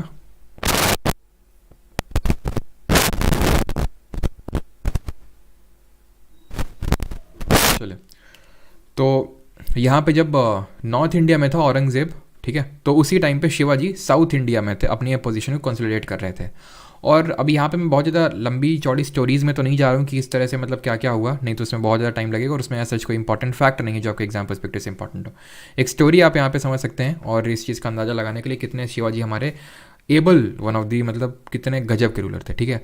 तो he was a Maratha king, ये तो सभी को पता होगा ना, N arch enemy of Aurangzeb, क्योंकि औरंगज़ेब और साउथ इंडिया के बीच में सिर्फ एक ही रोड़ा था, हम बोल सकते हैं, वो थे शिवाजी हमारे यहाँ, ठीक है। When Aurangzeb could not eliminate him he conspired in 1665, मतलब इनको एलिमिनेट कर ही नहीं पा रहा था वो, तो उसने क्या किया, नीचता पे उतारू हो गया वो, ठीक है। और उसने क्या किया, जयसिंह, ये भी नीच ही कहे जाएंगे फिर, है ना, क्योंकि इन्होंने क्या किया, कॉन्स्पायर किया और धोखा दिया शिवाजी को। इन्होंने बुलाया, ये was a Rajput ruler of Amber, तो इन्होंने मतलब औरंगज़ेब ने साठगांठ मतलब इनको थोड़ा सा एक तरह से हम बोल सकते हैं कि ऑफ़र दे दिया और उस ऑफ़र में फंस गया जयसिंह। तो इन्होंने शिवाजी को बुलाया कि हाँ ठीक है, इस तरह से औरंगज़ेब आपको बुला रहे हैं, कोर्ट में आइए और सारी चीज़ें मतलब ठीक होंगी, ऐसा कुछ डरने की ज़रूरत नहीं है, ठीक है। बट हुआ क्या कि शिवाजी को कैप्चर कर लिया गया, शिवाजी को इम्प्रिजन कर दिया गया कैप्चर करके औरंगज़ेब के द्वारा, लेकिन फिर भी वो एस्केप कर गया जैसे तैसे, मतलब भाग निकले वहाँ से इन दी 1674, ठीक है। And he proclaimed himself an independent monarch, और इन्होंने खुद को छत्रपति का टाइटल दे दिया। ही डाइड इन 1680, लेकिन इनकी मृत्यु हो जाती है 1680 तक। तब तक तो कुछ कर ही नहीं पाता औरंगज़ेब। 1680 में जब इनकी मृत्यु होती है तब जाके कहीं औरंगज़ेब के कुछ और सपने बुलंद होते हैं और उसने संभाजी जो कि इनके बेटे थे शिवाजी की, उनकी हत्या करवाई, ठीक है, इन द ईयर 1689, और खुद मर गया 1700 में, ठीक है। Sambhaji was succeed by his brother Rajaram and after his death his वो तो 1707 में मरेगा, सॉरी, ठीक है, 1707 में मरेगा कौन, औरंगज़ेब। और ये यहीं पे मरेगा, कहाँ पे, औरंगाबाद। अभी औरंगाबाद जो एक्चुअल में नाम है ना वो औरंगज़ेब पे ही पड़ा, वो भी देखेंगे। तो ये सब क्या है, मतलब किसने वो किया, वो ज़्यादा भी जानने की ज़रूरत नहीं है, बिकॉज अगला जो हमारा लेक्चर होगा, यानी कि जो कल का लेक्चर होगा, कल का जो चैप्टर होगा वो मराठास पे ही बेस्ड होगा। तो कल हम सब कुछ देखेंगे, पढ़ेंगे मराठा के बारे में। यहाँ पे थोड़ा बहुत समझ लीजिए कि शिवाजी एक एनिमी थे औरंगज़ेब के, फिर औरंगज़ेब एक एनिमी था शिवाजी का, और किस तरह से उस औरंगज़ेब की मतलब शिवाजी की डेथ हुई 1680 में, तो उनके बेटे आते संभाजी, जिनकी हत्या करवा देता है कौन, औरंगज़ेब। बाकी चीज़ आपको याद करने की भी ज़रूरत नहीं है, ये हिंदी में लिखा हुआ, पॉज करके देख सकते हैं। बीजापुर, वो एक सेकंड रुकिए अभी, ठीक है। Bijapur was annex by Aurangzeb in 1686, ये देख लीजिए, बिकॉज अभी हमने देखा था, अगर आपको याद हो, कि अभी तक सिर्फ अहमदनगर ही कब्जाया था, बीजापुर गोलकोंडा ने सुजरैनिटी एक्सेप्ट कर ली थी, अभी एनेक्स नहीं किया गया था उनको। तो 1686 में वो भी कर लिया औरंगज़ेब ने, 1687 में बीजापुर नहीं, गोलकोंडा, ठीक है, गोलकोंडा को जो है उसको भी एनेक्स कर लिया औरंगज़ेब ने। ये चीज़ ध्यान रखना, 1686 और 1687 ये ईयर दोनों इंपॉर्टेंट है, ये ध्यान में रखिएगा। ही अपॉइंटेड मुहतासिब्स, ये मुहतासिब्स क्या होते थे, मतलब कि रिलीजियस ऑफिसर आप बोल सकते हैं, कि इसने एक्चुअल में क्या किया था, ये इस्लाम का एकदम कट्टर वो था। आप तो इतना तो समझ ही गया होगा कि मतलब तेग बहादुर ने इस्लाम नहीं अपनाया तो मरवा डाला इसे, बहुत इसलिए इस्लामिक कन्वर्जन करवाया बहुत ज़्यादा औरंगज़ेब ने, तो मतलब एकदम कट्टर मुस्लिम था ये। और इसने ही फतवाए आलमगिरी लिखी थी, जिसमें किसने रूल्स एंड कोड्स बना रखे थे, is a digest of Muslim laws that was written during his reign, कि इसने बहुत सारे इसमें लॉज थे कि भाई जो इस्लामिक लोग हैं, मुस्लिम लोग हैं, उनको किस तरह से रहना है, किस तरह का आचरण करना है, वो सारी चीज़ें जो हैं कुरान से एक तरह से और जो बाकी इस्लामिक स्क्रिप्चर्स थे उनसे उसने कंसोलिडेट करके यहाँ पे उनको कंडेंस कर दिया था फतवाए आलमगिरी में। फतवाए जहानदारी अलग है, जरा बताइए उसको किसने लिखा था फतवाए जहानदारी, तो हमने देखा था ज़ियाउद्दीन बरानी ने लिखा था उसको, ठीक है, लेकिन यहाँ बात हो रही है फतवाए आलमगिरी, तो ये लिखा किसने, एक तरह से औरंगज़ेब या फिर इसके टाइम पर लिखी गई। तो अब लोग उस चीज़ को फॉलो कर रहे हैं या नहीं कर रहे हैं, यानी कि अगर मान लो इस्लामिक में है कि भाई सुबह जल्दी उठ के नमाज़ पढ़ना, नमाज नहीं पढ़ रहा है कोई, तो क्या है, गलत है। तो फिर मुहतासिब बोलेगा औरंगज़ेब से, औरंगज़ेब बोलेगा लेके तो आओ इधर जरा, घूमो जरा ठीक है। तो ऐसे होता था। ही री इंट्रोड्यूस जजिया, तो इसने जजिया री इंट्रोड्यूस किया। जजिया क्या होता था, जो नॉन इस्लामिक पीपल या फिर नॉन मुस्लिम लोगों पे टैक्स लगता था, दैट वाज कॉल्ड एज जजिया, जिसको कि ख़त्म कर दिया था। सबसे पहले कौन लाया था, अगेन कासिम, ठीक है, मोहम्मद बिन कासिम, जो कि पहला इस्लामिक इन्वेडर था इंडिया में। ख़त्म कर दिया था अकबर ने, बट फिर से इंट्रोड्यूस कर दिया किसने, औरंगज़ेब ने, ठीक है। Aurangzeb died in 1707, he was buried in Khuldabad, Daulatabad. ये वही दौलताबाद है जो पहले अस्सक हुआ करता था, याद आ रहा है, फिर ये अस्सक, देन सातवाहना के टाइम पे पैठान या प्रतिष्ठान बना, एंड देन यादव रूलर यहाँ पे रूल करते थे जो देवगिरी था। और किसने शिफ्ट करी थी कैपिटल, जरा बताइए, दिल्ली टू दौलताबाद या फिर देवगिरी। और यही देवगिरी जन बाद में बनता है औरंगाबाद। क्यों? क्योंकि यहाँ पे औरंगज़ेब की डेथ हुई थी, और यही औरंगाबाद अब जो है बन चुका है क्या, संभाजी नगर। संभाजी नगर। क्यों संभाजी? क्योंकि अभी यहाँ पे मैंने आपको बताया था संभाजी जो है शिवाजी के बेटे थे, तो इन्हीं के नाम पे अब इसका नाम पड़ चुका है औरंगाबाद का। क्लियर? अब आते हैं लेटर मुगल्स पे। अब यहाँ तक किसी को कोई डाउट होगा तो पहले पूछ लेगा, देन आते हैं लेटर मुगल्स पे। किसी को कोई डाउट यहाँ तक? फाइनली मर गया। हाँ, फाइनली मर गया, और 1707 में मरता है। और वो चीज़ तो मैंने आपको बता दी कि ये वापस कभी गया जा नहीं पाया यहाँ पे। ठीक है, अपना जो लाइफ के जो अगले इसने 25 साल जो बिताए वो इसने यहीं पे बिताए। कहाँ पे? एक तरह से दौलताबाद में। ठीक है, ये कभी वापस जा ही नहीं पाया। और यहाँ से आप खुद ही समझिए, मतलब राजा जो है वो गायब है 25 साल से। 25 साल से गायब है, तो जो मेन एक्चुअल में कैपिटल है, जो मेन गढ़ है, उसका क्या ही हाल हो रहा होगा। तो ये तो अब एस्टिमेट लगाने में कोई वही नहीं है। तो फिर इसी वजह से यहीं से पतन स्टार्ट हो जाता है किसका, पूरे मुगल एम्पायर का। और जो एक तरह से जहांगीर ने सेटअप किया था अपना, बिल्कुल MBT, मोहम्मद बिन तुगलक जो है उसने कैपिटल शिफ्ट करी थी। ठीक है, ऑल क्लियर? ओके, ठीक है। Why do you use distorted में कौन सा मैप? और ज़्यादा दिल पे लेने की ज़रूरत नहीं है। ठीक है, यहाँ पे कोई हम अंग्रेज नहीं जो तुम्हें पढ़ा रहे हैं डिस्टॉर्टेड मैप, या फिर हम कोई जानबूझ के नहीं लगाते हैं। तो थोड़ा सा कायदे में कमेंट किया करो, है ना, जितना अच्छा लगता है उतना ही वो किया करो। डिस्टॉर्टेड मैप हम का जानबूझ के यहाँ पे लगाते हैं। अब जो मतलब मुझे लगता है कि भाई इतना मैं नोटिस नहीं करता हूँ कि भाई वो जो चीज़ मुझे दिखानी है कि भाई मुझे विजयनगर दिखाना है, तो वो चीज़ मैं ले आता हूँ। ठीक है, तो ज़्यादा ओवर स्मार्ट बनने की ज़रूरत नहीं है। तो लेटर मुगल्स पे आते हैं यहाँ पे। और सबसे पहले हमारे यहाँ पे बहादुर शाह द फर्स्ट, 1707 से लेके 1712 तक इनका टेन्योर रहता है। और जैसे मैंने बताया, अब ये खट खट खट कर सबके गिरते जाएंगे। और इनके गिरने के कारण भी अगर मैं पूछूँ what was the reason for the decline of, तो एक तो मेन जो रूलर है वही गायब है 25 साल से। ठीक, जो जहांगीर ने जो एक तरह से चीज़ सेटअप करी थी, क्या चीज़ सेटअप करी थी इसने, कि अपने ही फादर के अगेंस्ट रिवोल्ट कर देना, तो उससे होगा क्या, वही जो मैंने चीज़ बताई थी कि जब दो आपस में घर के लड़ते हैं तो तीसरा फ़ायदा उठाता है। तो नोबिलिटी के लोग फ़ायदा उठाते थे, और यहाँ पे थर्ड पार्टी का इंटरफेरेंस बढ़ गया। अब वो किंग मेकर के तौर पे बन गया। जैसे फॉर एग्जांपल मान लो ये फादर है, ये उसका सन है, ये आपस में लड़ रहे हैं। ठीक है, तो और ये मतलब थ्रोन चाहिए, तो यहाँ पे क्या होगा, ठीक है, यहाँ पे कोई बंदा होगा तो उसकी हेल्प लेगा कि यार मुझे थ्रोन पे बिठाने में हेल्प करो, और ये मेरा भाई है इसको मरवाने में हेल्प करो। तो ऑब्वियस सी बात है, थर्ड पर्सन का रोल बढ़ गया, और फिर मैं तुम्हें अपने कोर्ट में ये पर्टिकुलर पोजीशन दे दूंगा। तो ये चीज़ जो है बढ़ गई।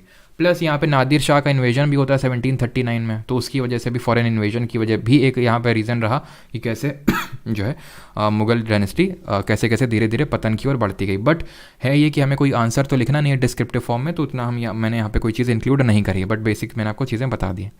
अब लेटर मुगल्स पे आते हैं, बहादुर शाह दी फर्स्ट आते हैं। बाकी इनके रिगार्डिंग इनको हम शाह आलम वन के नाम से भी जानते हैं, और इनके रिगार्डिंग और कुछ पढ़ने की ज़रूरत नहीं है। ठीक है, शाह आलम दी फर्स्ट, तो बहादुर शाह फर्स्ट, बस शाह आलम फर्स्ट के नाम से जाने जाते हैं, और तो यहाँ पे कुछ ज़्यादा जानने की ज़रूरत है नहीं। ठीक है, देन आते हैं ये जहानदार शाह। तो जैसे अभी मैंने बताया था तीसरे की हेल्प से वो करते हैं, तो इसमें इन्होंने जुल्फ़िकार खान, ठीक है, इन्होंने की हेल्प ली, हेल्प ऑफ जुल्फ़िकार खान की हेल्प ली थ्रोन पे आने के लिए। बस इतना हमें जानने की ज़रूरत है, जुल्फ़िकार खान की हेल्प ली थी इन्होंने, बस। ठीक है, और इन्होंने जजिया को भी अबॉलिश कर दिया था, ही एबॉलिश्ड जजिया।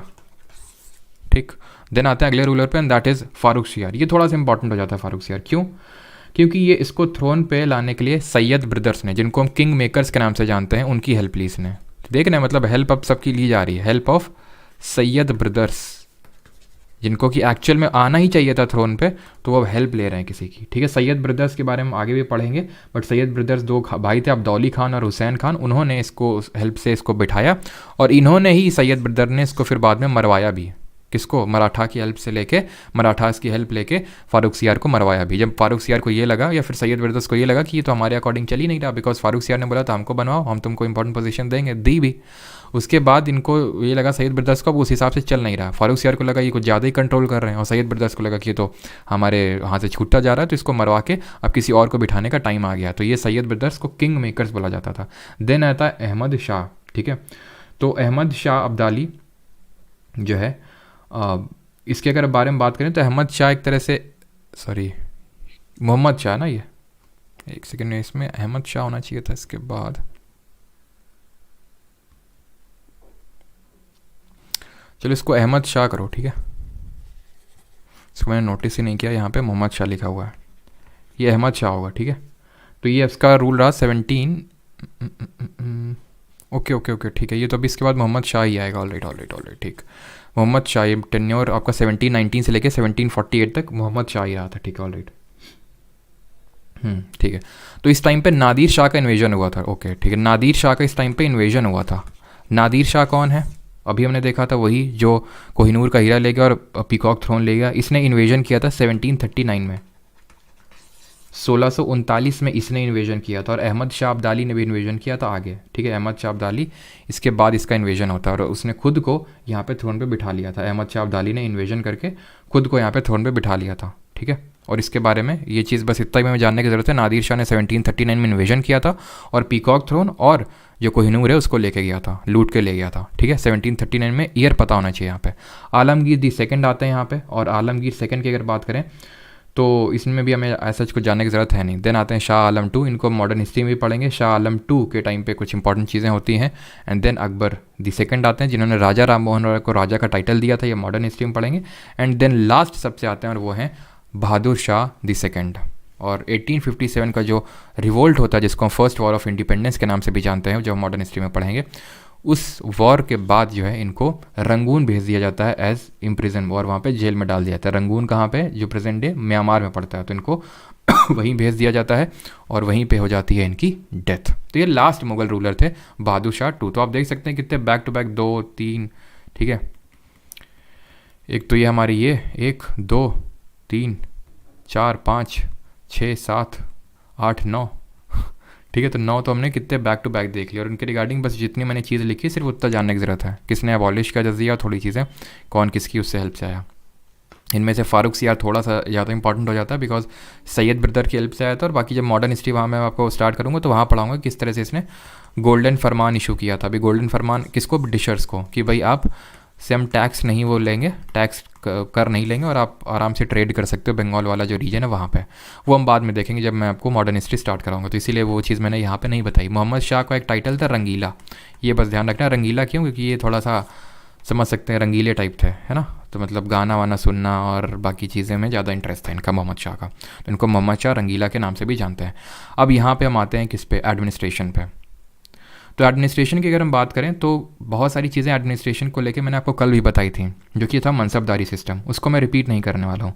यहाँ पे हम देखेंगे जो एडमिनिस्ट्रेटिव यूनिट हुआ करती थी तो सूबा हुआ करते थे, यानी कि एक्चुअल में जो प्रोविंसेस होती थी उनको सूबा बोला जाता था। देन उसके अंडर में आती थी डिस्ट्रिक्ट, प्रोविंसेस के अंडर में डिस्ट्रिक्ट आएगी, उनको सरकार बोला जाता था। और उनके अंडर में आती थी क्या? तालुका, और तालुका को परगना बोला जाता था। और उनके अंडर में आते थे विलेज और उनको बोला जाता था ग्राम, ठीक है। तो ये ऊपर से नीचे तक है आपका। अगर हम बात करें तो सूबा को कौन लीड करेगा? सूबेदार लीड करेगा, ठीक है। सूबेदार या फिर इसी को निज़ाम भी बोलते थे, ठीक है। इसी को हम निज़ाम के नाम से भी जानते थे। जो सरकार है, यानी तो सरकार को लीड करता था डिस्ट्रिक्ट, उसको हम फौजदार बोलते थे, जो कि एक्चुअल में एडमिनिस्ट्रेटिव हेड होता था। यहाँ पे ही डिस्ट्रिक्ट में ही जो रेवेन्यू कलेक्शन का काम करता था, रेवेन्यू जो कलेक्टर होता था उसको हम अमल गुजार बोलते थे। ये चीज़ ध्यान रखना, ठीक है। रेवेन्यू कलेक्टर की अगर बात करें तो ही वॉज अमल गुजार। तो अमल गुजार के बारे में ध्यान रखिएगा, ये कौन होता था? रेवेन्यू कलेक्टर होता था। बाकी अगर हम परगना में बात करें तो परगना में एक सिकदार हुआ करता था, सिकदर, ये यहाँ का एडमिनिस्ट्रेटिव हेड हुआ करता था। और बाकी अगर बात करें यहाँ पे कौन रेवेन्यू कलेक्ट करता था, तो कानून गो। ये आज भी हम वर्ड यूज़ करते हैं, आप में से काफ़ी लोगों ने सुना भी होगा कानून गो। ये कौन था? ये रेवेन्यू कलेक्टर का काम करता था, ठीक है। रेवेन्यू कलेक्शन का कहाँ पे? परगना लेवल पे। और ग्राम में अगर बात करें तो यहाँ पे आपका मुकद्दम हुआ करते थे, जो हेडमैन होता था गाँव का, उसको मुकद्दम बोलते थे, ठीक है। Muqaddam, he was village headman. Alright, अब बढ़ते हैं आगे और अब हम देखेंगे मुगल कल्चर के बारे में। तो मुगल कल्चर में सबसे पहली चीज़ है char bagh style of architecture. What is this char bagh style of architecture? तो इस पर्टिकुलर स्टाइल ऑफ आर्किटेक्चर में हमें चार बाग देखने को मिलते हैं। इस तरह से कुछ आर्किटेक्चर रहता है, 1 बाग, 2 बाग, 3 बाग और 4 बाग। मतलब बीच से या तो नदी निकल रही होगी या फिर इस तरह से पार्टीशन कर दिया जाता था। और ये पर्शियन इन्फ्लुएंस हमें देखने को मिलता है इंडिया में स्टाइल ऑफ आर्किटेक्चर में, जो भी हमें मुगल्स एक तरह से लेके आए चार बाग स्टाइल ऑफ आर्किटेक्चर आप समझ होगे। ये जो यहाँ पे आप देख पा रहे हो ये हुमायूं का मकबरा है, हुमायूंस टूम्ब। यही चार बाग स्टाइल ऑफ जो आर्किटेक्चर है वो आपको ताजमहल में भी देखने को मिलेगा। अगर ताजमहल कभी आप गए हो या फिर आपने कब ढंग से पिक्चर को ऑब्जर्व किया हो, अभी जो हम आर्किटेक्चर्स देखेंगे बहुत सारे, उसमें आप इस चीज़ को नोटिस करिएगा कि किस तरह से वहाँ पे चार बाग है, ठीक है। तो उस चीज़ को मैं आपको दिखाऊंगा अभी। तो सबसे पहले मुगल कल्चर में देखते हैं, ये मतलब मुगल आर्किटेक्चर में देखते हैं कि हुमायूं का टूम्ब है, जिसको कि बनवाया था किसने, हाजी बेगम ने। हाजी बेगम कौन है, हुमायूं की वाइफ, ठीक है, इन्होंने बनवाया था हाजी बेगम ने। ये है हुमायूं का टूम्ब। तो यहाँ पे आप वही देख पा रहे होंगे, यहाँ पे ये तरह से तालाब और ये आपका चार बाग है, ये दो बाग है और दो बाग अपनी साइड मतलब, ठीक है, इधर की साइड।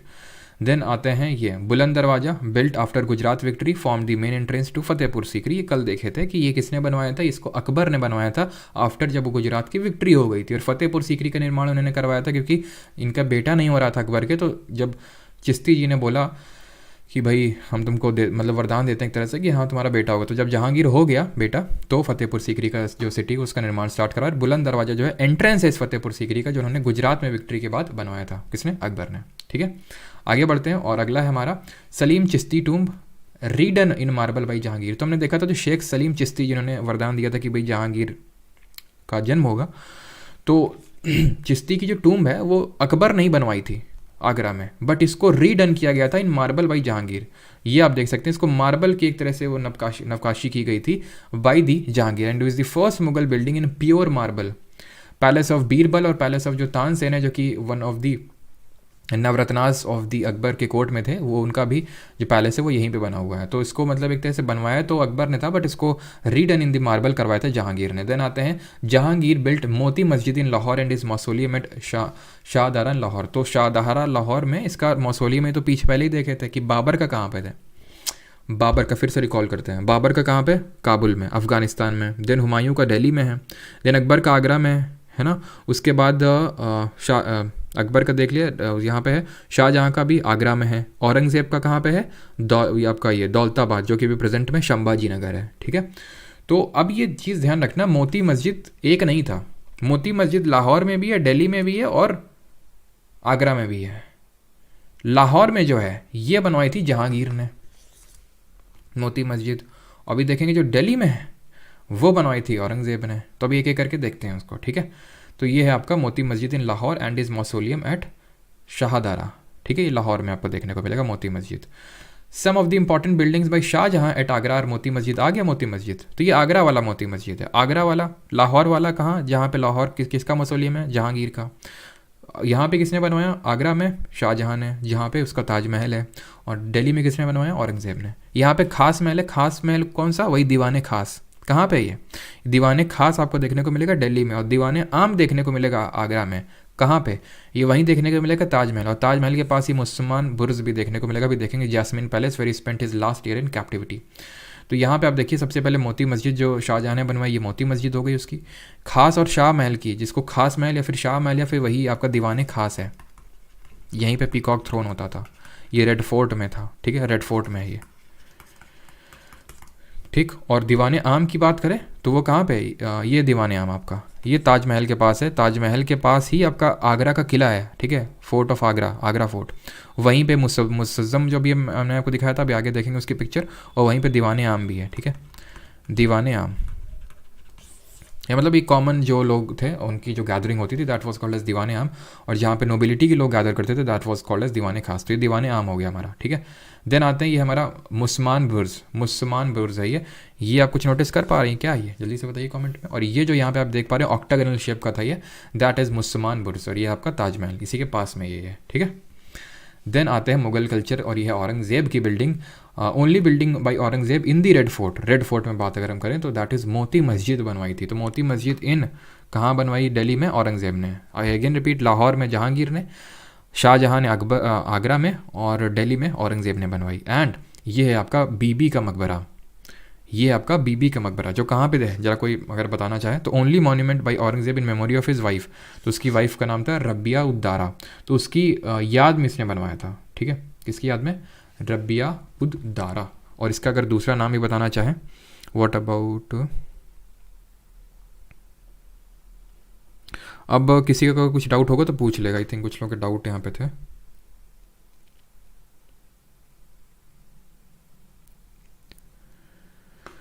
तो ये आपका कहाँ पे है? दौलताबाद, ठीक है, जहाँ पे औरंगज़ेब की डेथ हुई थी, जहाँ पे उसने अपने लास्ट लाइफ के ईयर्स बिताए थे, जो कि संभाजी नगर अभी हो चुका है, ठीक है, संभाजी नगर में। इसकी भी काफ़ी सारी बीवियाँ थी और उसमें से राबिया उद दौरा, जो कि एक इसी का नाम है दिलराज बानो बेगम, ठीक है, कंफ्यूज मत करना, ऐसे मत सोचना अलग अलग थी, दिलराज बानो बेगम, ठीक है। तो इसकी याद में बनवाया था ये, ठीक है। अब यहाँ पे होती है हमारी ये इंपॉर्टेंट आर्किटेक्चर्स खत्म। किसी को डाउट होगा तो पूछ लेगा।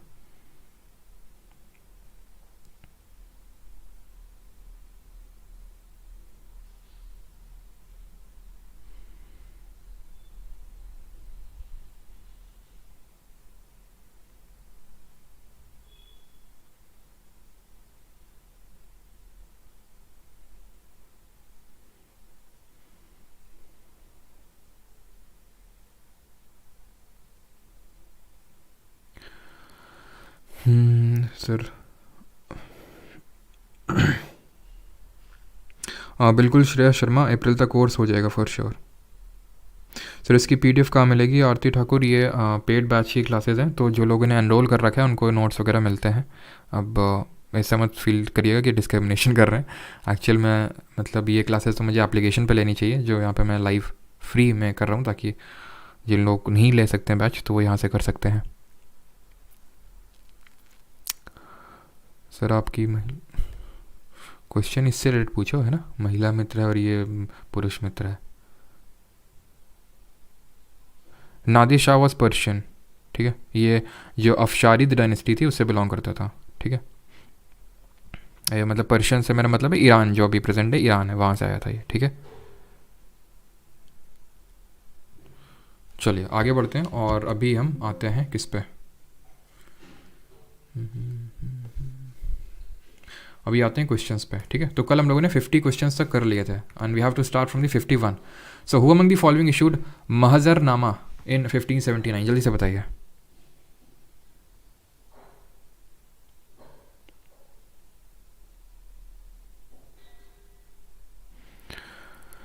What about Jodha Akbar? जोधा बाई अकबर में के माँ थी? माँ थी? कैसी अपमानजनक बातें कर रहे हो? जोधा बाई वाइफ थी अकबर की, ठीक है, यू नॉट माँ थी। और वो एक राजपूत रूलर की बेटी थी जिनसे शादी करी थी अकबर ने, ठीक है, माँ नहीं थी उनकी।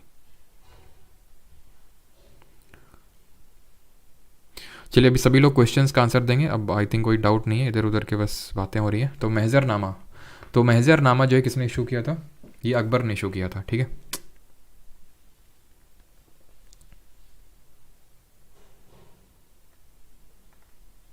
चलो तो ऑप्शन नंबर डी आंसर हो जाएगा, ठीक है। आगे और हाँ, अगर मतलब वैसे तो पूछा नहीं कभी, बट अगर पूछ ले कि भाई, अगर पूछ ले कभी कि महजरनामा है क्या, तो महजरनामा इज़ काइंड ऑफ मतलब ओपिनियन आप बोल सकते हो, ठीक है। मतलब किसी को अगर कुछ पिटीशन वगैरह देनी है, जैसे आरटीआई समझ सकते हो, मॉडर्न डे आरटीआई, ठीक है। Which Mughal emperor built the city called Maqsudabad, later popularly known as Murshidabad? तो मुर्शिदाबाद ये सिटी किसने बिल्ड करी, है ना? चलो, हुआ अमंग दी फॉलोइंग इनिशिएटेड दीन इलाही? तो कल हम लोगों ने देखा था ये एक नया रिलीजन था, ये एक नया धर्म था जो स्टार्ट किया था अकबर ने, जिसको कि सबसे पहले अकबर ने अपनाया, and the only Hindu to adopt is was Birbal. तो आंसर क्या होगा? ऑप्शन नंबर अकबर, सी, ठीक है। दी ऑथर ऑफ आइन अकबरी कौन था? आइन अकबरी का ऑथर अभी देख चुके हैं, अबुल फजल था, ठीक है। आइन Akbari third volume of Akbarnama है आइन अकबरी, जिसमें कि अकबर के एडमिनिस्ट्रेशन में के बारे में दिया हुआ है। फर्स्ट वॉल्यूम में क्या दिया हुआ है आप जरा कमेंट में बताएंगे। Which Mughal emperor has built the Agra fort? तो आगरा का किला किसने बनवाया? ये शाह। तो आगरा का फोर्ट एक्चुअल में ये अकबर ने बनवाना स्टार्ट किया था, ठीक है। ऑप्शन नंबर सी यहाँ पे सही आंसर होगा। और जब भी मैंने क्वेश्चन पूछा था, मतलब पीछे पूछा था, उसका आंसर क्या होगा? उसका आंसर होगा फर्स्ट वॉल्यूम में एंसेस्टर, और दूसरे जो वॉल्यूम है उसमें क्या दिया हुआ है? रेन के बारे में दिया हुआ है, मतलब अकबर के एक तरह से हम शासन काल के बारे में बोल सकते हैं, वो दिया हुआ है, ठीक है।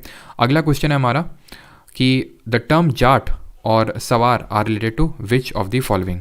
ठीक है, तो जो जाट और सवार हैं किससे एडमिनिस्ट्रेशन से संबंधित है? तो कल भी मैंने हम लोगों ने देखा था कि मनसबदारी है, ऑप्शन नंबर सी, जहाँ पे मनसब एक रैंक होता है और जट का मतलब नंबर ऑफ आर्मी पर्सन, सवार का मतलब होता है नंबर ऑफ हॉर्समैन्स, ठीक है। और जट के बेसिस पे रैंक डिसाइड होती थी। Dash died in 1605, nearly 50 years after his accession to the throne. He was buried outside of Agra at Sikandra. Very easy, answer क्या होगा? अकबर। ठीक है, आई होप ये क्वेश्चन में किसी को कोई बहुत ज़्यादा कोई दिक्कत आ नहीं रही होगी, बिकॉज सारी चीज़ें पढ़ी हुई हैं। अब जैसे वो मज़रनामा वाला पढ़ा था वो नया था हम लोगों के लिए, बट ये सारी चीज़ें तो पढ़ी हुई हैं, और आई होप सभी लोग रिवीजन भी कर रहे होंगे साथ साथ। ठीक है, यहाँ पे मैं आपको इसी वजह से बहुत ही सिलेक्टिव लेके चल रहा हूँ चीज़ों को, मतलब बहुत सारी चीज़ें होती है बताने को, लेकिन मैं जानबूझ के उनको अवॉइड करता हूँ बीच में, बिकॉज वो नीडेड नहीं है आपके एग्जाम के लिए। ठीक है, Akbar commission dash to chronicle the story of his father Humayun, Humayun Nama, तो किसने लिखी? तो ये लिखी गुलबदन बेगम ने। ठीक है, तो जो उनकी हुमायूं की वाइफ थी, मतलब सॉरी हुमायूं की सिस्टर थी, मतलब अकबर की बुआ थी। Tansen comma who was included in the Navratnas of Akbar was an expert in playing which of the following musical instrument. तो क्या ये बजाते थे अगर हम बात करें? रबाब, वीणा, सारंगी या फिर नगड़ा। तो तानसेन के बारे में अगर हमने पहले पढ़ा था तो ये पढ़ा था कि ही वॉज रामतनु पांडे इनका ओरिजिनल नेम था, ग्वालियर या फिर रीवा घराने से बिलोंग करते थे। ठीक है, और देन ये आए थे अकबर के कोर्ट में और इनको टाइटल दिया था मियाँ का। ये बजाते थे रुद्र वीणा, तो आंसर हो जाएगा ऑप्शन नंबर बी, वीणा। ठीक है, क्योंकि रुद्र वीणा ऑप्शन में है नहीं, तो then we will go with the veena. ठीक है, अगला है, और इन्होंने आपके जो ध्रुपद्स हैं उनको कंपोज किया था, काफ़ी सारे जो ध्रुपद्स हैं उनको कंपोज किया था। During the reign of Akbar dash was the land that has lain fallow for 3 to 4 years. 3 से 4 साल तक है भाई, कौन सी लैंड होगी जरा बताइए? पोलास तो सबसे प्रोडक्टिव थी, बंजर तो सबसे बेकार थी, तो आंसर क्या होगा? 3 से 4 साल की बात हो रही है, आंसर होगा आपका 4, option number C. When was Khandesh merged into the Mughal empire by the Akbar. Khandesh की बात हो रही है, खंडेश वही आसीरगढ़ का फोर्ट जहाँ पे आसीरगढ़ का किला था, तो आंसर क्या होगा? 1601 मैंने आपको बताया था स्टार्टिंग ऑफ द क्लास में ही। देन अकबर जो जहांगीर था उसने रिवोल्ट कर दिया था दिल्ली में। ठीक है, Maharana Pratap contemporary of Akbar was ruler of which of the following kingdoms. तो अगर हम बात करें जो महाराणा प्रताप थे वो कहाँ के रूलर थे, ये आपसे क्वेश्चन पूछ रहा है sir.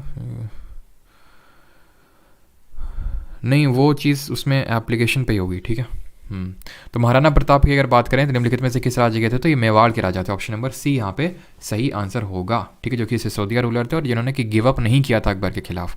Which of the following was built by Mohammad. और फिर हमने देखा था बैटल ऑफ हल्दी घाटी लड़ा गया था, जरा बताइए कमेंट में बैटल ऑफ हल्दी घाटी कब लड़ा गया था, बट फिर भी महाराणा प्रताप ने गिव अप नहीं किया था। Which of the following was built by Mohammed Quli Qutub Shah. Mohammed Quli Qutub Shah ने इसमें क्या बनवाया था? हमने देखा था कुली कुतुब शाह ने क्या बनवाया था? गोल गुंबज बनवाया था। और इसका आर्किटेक्ट कौन था? या मतलब आर्किटेक्ट का मतलब है कि किसने उसकी आर्किटेक्चर की थी, तो याकूत ऑफ दाबुल। ठीक है, याकूत ऑफ दाबुल इसका क्या था? आर्किटेक्ट था। देन अब आते हैं जहांगीर पे। तो अकबर के सारे क्वेश्चंस हो गए खत्म, अब आते हैं जहांगीर पे। Tuzuke Jahangiri was originally written in which of the following languages. तो तुजुके जहांगीरी को ओरिजिनली किस लैंग्वेज में लिखा गया था? तो ये हमने देखा कि पर्शियन में लिखा गया था। तुजुके बाबरी तो लिखी गई थी आपकी टर्किश में, जिसको कि पर्शियन में कन्वर्ट किया था अंडर द हेडिंग बाबर नामा। किसने? ये एक्चुअली मैंने आपसे पहले भी पूछा था, बट आई थिंक मैंने आंसर नहीं बताया था वहाँ पे। तो आंसर वुड बी अब्दुल रहीम खान खाना, जो किसका बेटा था? बैरम खान, जो कि अकबर का संरक्षक था, उसका एक्चुअल में बेटा था, जिसको कि पाला पोसा किसने था? अकबर ने। ठीक है, चलिए आगे बढ़ते हैं। और अभी मैंने पीछे कुछ आपसे क्वेश्चन पूछा था, क्या पूछा था मैं खुद ही भूल गया। हाँ, बैटल ऑफ हल्दी घाटी के बारे में पूछा था मैं आपसे। तो 1576 1576 में लड़ा गया था बैटल ऑफ हल्दी घाटी, जहाँ पे महाराणा प्रताप जी की हुई थी हार। ठीक है, सराई नूर महल is a centrally protected monument of India, it is situated in which state of India. तो सराई नूर महल कहाँ देखने को मिलेगा? तो सराई नूर महल तो एक्चुअल में ये नूर जहाँ ने बनवाया था, और ये देखने को मिलेगा पंजाब में। ये आप अपनी स्क्रीन पे देख पा रहे हैं, सराई नूर महल है। ये नूर जहाँ जो जहांगीर की वाइफ थी, जो हमने देखा था अफ़गान रूलर की पहले वाइफ हुआ करती थी, उसको हराया था, देन शादी करी थी नूर जहाँ। ठीक है, तो वही है ये नूर जहाँ जिसने कि ये बनवाया था पूरा और अपने नाम पे सराई नूर महल।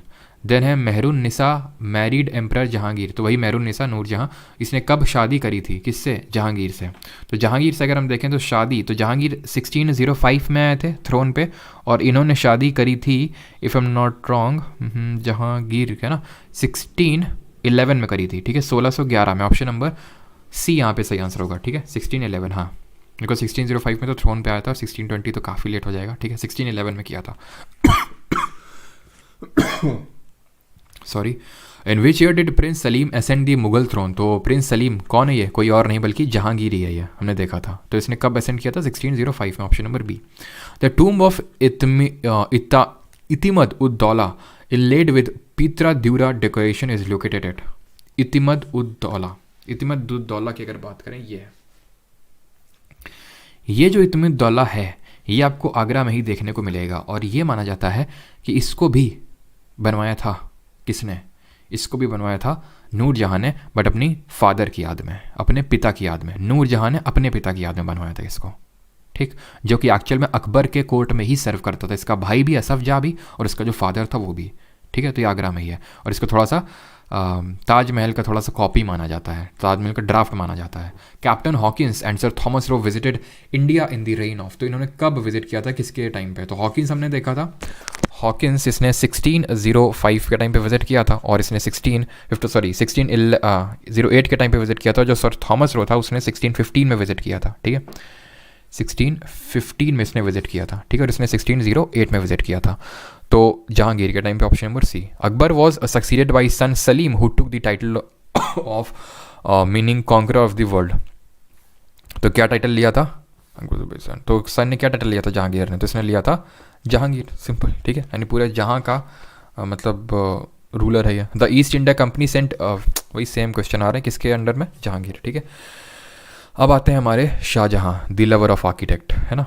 Ahmednagar was finally annexed by the Mughals in, तो अहमदनगर को कब एनेक्स किया गया था? तो याद आ रहा है आपको, शाहजहां ने पहले एनेक्स किया अहमदनगर को, सुज़रानिटी एक्सेप्ट करी गोलकोंडा और बीजापुर ने। देन गोलकोंडा और बीजापुर को भी कौन अंडर में लाया था? औरंगजेब लाया था, ठीक है। वो हम औरंगजेब का तो बाद में देखेंगे, बट इसके अगर हम बात करें तो 1637 में जो है पूरी तरह से अहमद को कंट्रोल में ले लिया था शाहजहां ने।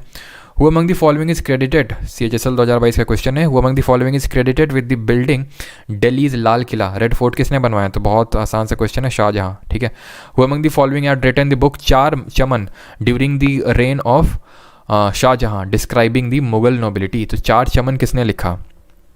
तो ये एक ब्राह्मण थे हमारे, चंद्रभान ब्राह्मण, जो कि शाहजहां के कोर्ट में ही थे, और एक्चुअल में इन्होंने जहांगीर के कोर्ट में सर्व किया, शाहजहां के कोर्ट में भी सर्व किया, और औरंगजेब के भी कोर्ट में सर्व किया, ठीक है। तो चार चमन चंद्र ब्राह्मण, थोड़ा सा राइम कर रहा है ना।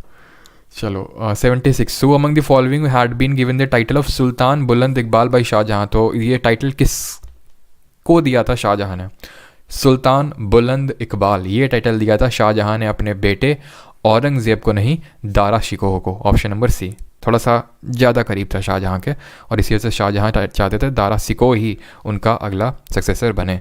The red fort and the Jama Masjid in Delhi stand out as towering achievements of architecture during the reign of, किसके टाइम पे बने थे? तो रेड फोर्ट और जामा मस्जिद दोनों दिल्ली में है, and during the reign of home Shahjahan. Option number A. Who build the Taj Mahal for his wife Mumtaz Mahal, ठीक है, ये बताने की जरूरत है नहीं, ठीक है। 79, peacock throne was commission by, तो इसको किसने कमीशन करवाया था? मैंने बताया था, जिसको कि इन्वेजन कौन उठा के ले गया था? नादिर शाह। कब इन्वेजन किया था नादिर शाह ने, जो कि एक पर्शियन यानी कि ईरानियन रूलर था?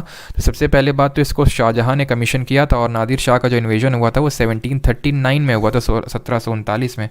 और इस टाइम पे अगर हम रूल की बात करें तो ये था मोहम्मद शाह रंगीला, ये अपनी रंगीलियत में बिजी था, और ये जो है अपना पीकॉक थ्रोन और डायमंड, जो ये कोहिनूर डायमंड है, उसको लेके निकल लिया। ये है आपका पीकॉक थ्रोन, जो आप अपनी स्क्रीन पे देख पा रहे हैं। Prince Khurram grew up to be known as, तो प्रिंस खुर्रम कौन था? प्रिंस खुर्रम वही तो था, कौन? जहांगीर का बेटा, यानी शाहजहां। ऑप्शन नंबर सी, जिसने कि रिवोल्ट किया था, हमने देखा था, ठीक है, जहांगीर के खिलाफ। और महावत खान, जो कि उसका मिलिट्री कमांडर था जहांगीर का, उसने भी रिवोल्ट किया था। The art of decoration called pietra dura became popular during whose reign, तो पीतरा दिवरा जो है एक तरह की आर्ट ऑफ डेकोरेशन है। अब यहाँ पे आप इसको नवकाशी का एक टेक्निक है, एक्चुअल में जो डेकोरेशन किया जाता था या फिर जो फूल वगैरह बनाए जाते थे वो प्रेशियस स्टोन की हेल्प का लेके कलरफुल ये पिक्चर्स, फ्लोरल पेंटिंग इसको हम बोलते हैं, फ्लोरल पेंटिंग्स जो है बनाई जाती थी। फ्लोरल मतलब फूलों की पेंटिंग जो है कलरफुल स्टोन्स का यूज़ करके, और इसी को बोलते हैं पीतरा दिवरा स्टाइल ऑफ आर्किटेक्चर। ये शाहजहां के टाइम पे स्टार्ट होता है। ऑप्शन नंबर सी। क्वेश्चन 82 पे आते हैं, who among the following was the successor of Mughal emperor Shahjahan to the throne, तो कौन इसका सक्सेसर हुआ करता था? तो ये होता था औरंगजेब। ऑप्शन नंबर बी सही आंसर होगा, सिंपल। वो among the following Mughals built Moti मस्जिद एट आगरा, जल्दी से बताइए आगरा में किसने बिल्ड करी, लाहौर में किसने बिल्ड करी और दिल्ली में किसने बिल्ड करी? और किसी का कोई डाउट होगा तो पूछ लेगा। शाहजहां बिल्कुल सही है। नैतिक, तरुण, मीना, रजनीश, पंकज, ज्योति, अनुराधा, सबका सही है। सॉरी माँ, बिल्कुल। सर आपकी प्रीवियस वीडियो देखना चाहता हूँ तो फिर कोर्स लेना पड़ेगा आपको, ठीक है, बिकॉज वो तो अभी रिकॉर्डेड फॉर्म में कोर्स में अवेलेबल है। तो मोती मस्जिद आगरा अगर बात करें तो ये किसने बनवाई? आगरा की बात हो रही है तो शाहजहां ने, ठीक है। दिल्ली में बनवाई औरंगजेब ने और लाहौर में बनवाई जहांगीर ने। अब आते हैं आखिरी ruler and that is Aurangzeb का इंसाफ। ठीक है, तो Mughal ruler Aurangzeb died in which year, तो कब मरा ये है? मर गया तो ऑप्शन नंबर सी 1707 में मरा। और औरंगजेब की अगर बात करें तो कहाँ पे मरा? ये दौलताबाद, जो कि भी प्रेजेंट डे में एक्चुअल में संभाजी नगर है। ठीक है, selected as GST inspector in Hyderabad, congratulation, crazy please ji. Question 64 में क्या कुछ प्रॉब्लम है क्या? चलो अभी देखते हैं पिंक फेदर्स। ठीक है, अभी क्वेश्चन कर लें। ठीक है, 100 आई थिंक 100 पूरे नहीं है, 90s में कुछ है, बिकॉज ये लास्ट ही देख रहे हैं तो अभी देख लेंगे उसको भी। ठीक है, चलो तो अगला क्वेश्चन ये है, पिंक फेदर्स अभी देख लेंगे, स्पैम मत करो। Who was considered as the last powerful Mughal ruler of India, तो लास्ट पावरफुल अगर बात करें तो he was Aurangzeb. Bijapur was annexed by Aurangzeb in which year, तो हमने देखा था बीजापुर और Golconda back to back annex किया था। 1686 में बीजापुर और 1687 में गोलकोंडा को एनेक्स किया था। ठीक है, अगला क्वेश्चन है 87, Shivaji the famous Maratha warrior fought against who among the following Mughal rulers, तो किसके खिलाफ लड़ा था? औरंगजेब के खिलाफ लड़ा था, हमने देखा था। And then 16, sir Mughal empire की पीडीएफ क्लियर नहीं है प्लीज़। अच्छा अंकित, तो उसको क्लियर फॉर्म में अपलोड करवाते हैं। ठीक है, तो कहाँ पे हम लोग, शिवाजी, तो शिवाजी की दिन डेथ होती है और उसके बाद इनके जो बेटे होते हैं उनकी भी हत्या कर देता है। कौन? औरंगजेब, संभाजी की। विच of the following is an example of Mughal architecture under Aurangzeb, तो औरंगजेब के अंडर में कौन सा मुगल आर्किटेक्चर? तो हमने देखा था ताजमहल तो शाहजहाँ, जामा मस्जिद दिल्ली शाहजहाँ, कुतुब मीनार कुतुबुद्दीन ऐबक ने स्टार्ट करवाया था, इल्तुतमिश ने कंप्लीट किया था। मोती मस्जिद जो दिल्ली में उसको बनवाया था। Which Mughal monument was built by the Mughal Emperor Aurangzeb in the memory of his wife दिलरास बानू बेगम की याद में उसने बनवाया था? और ये क्या है? और जो जिसका नाम रबिया उद दौरा भी था, तो ये है आपका बीबी का मकबरा। ऑप्शन नंबर डी आंसर होगा, जो कि कहाँ पे है? प्रेजेंट डे संभाजी नगर, जो पहले आपका औरंगाबाद होता था। Who among the following was defeated by Aurangzeb in the battle of Deorai, तो बैटल ऑफ धर्मत और बैटल ऑफ देवरई कहाँ पे लड़े गए? तो ये लड़े गए औरंगजेब ने दारा शिकोह को हराया। ऑप्शन नंबर सी यहाँ पे सही आंसर होगा। क्वेश्चन नंबर 91, बस 2-3 क्वेश्चन और बाकी हैं। सर आप इतना लेट क्यों आते हो? देवांश अभी तुम वहीं पे पड़े हुए हो, पूरा लेक्चर खत्म होने वाला। Alamgir was the title of which Mughal emperor, तो आलमगीर किस मुगल सम्राट की उपाधि थी? शाहजहां, बाबर, अकबर या फिर औरंगजेब? तो सही आंसर क्या होगा? आलमगीर जो है ये था आपका औरंगजेब का टाइटल लिया था औरंगजेब ने। ठीक है, option number D. Fatawae Alamgiri a digest of Muslim laws was written during which of the following kings, तो किसके टाइम पे लिखा गया था ये? तो आंसर क्या हुआ इसका? अभी मैंने बताया था फतवाए आलमगिरी एक तरह से डाइजेस्ट है मुस्लिम लॉ को, इस तरह से फॉलो करना है, इस्लामिक लॉ को, शरिया लॉ को, कानून को इस तरह से फॉलो करना है। और नहीं किया तो फिर कौन सा ऑफिसर अपॉइंट करके रखा था? जरा बताइए जल्दी से, जिसका नाम एम से स्टार्ट होता है, जो सजा देगा फिर आपको। तो आंसर औरंगजेब होगा। और फतवाए जहानदारी किसने स्टार्ट किया था? हमने जल्दी से बताइए, फतवाए जहानदारी किसने लिखा था, नॉट स्टार्ट किया था? तो ये था मुहतासिब, और फतवा जहानदारी लिखा था जियाउद्दीन बरानी ने। And I think is the second last question if I am not wrong, question number 94, which Mughal ruler had constructed the Moti Masjid of Delhi? Again repeated question. अब आपके दिमाग में सारी चीज़ें एकदम बैठ गई होंगी। ठीक है,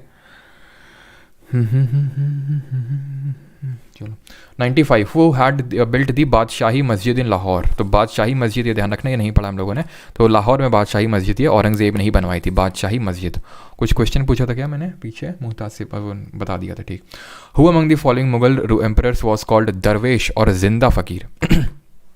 ध्यान रखना, इसने जिंदा पीर का टाइटल ले रखा था, जिसको जिंदा फ़कीर भी बोलते हैं, जिंदा पीर या फिर जिंदा फ़कीर।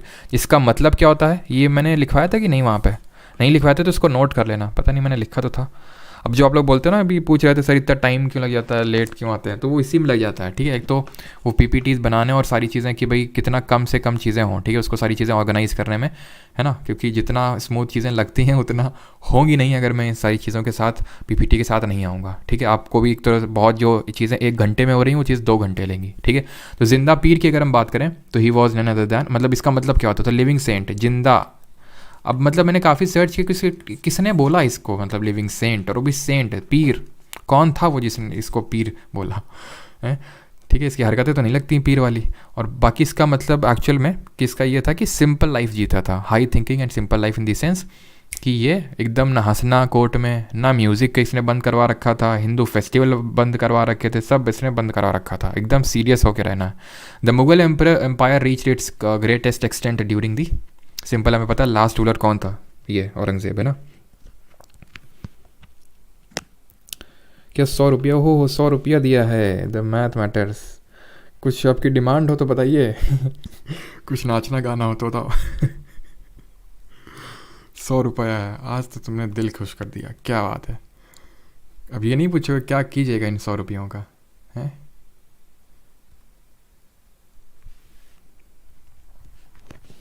तो नाम तो मैंने अभी नहीं देखा, क्या नाम है? मैथ मैटर्स है ना? हम्म,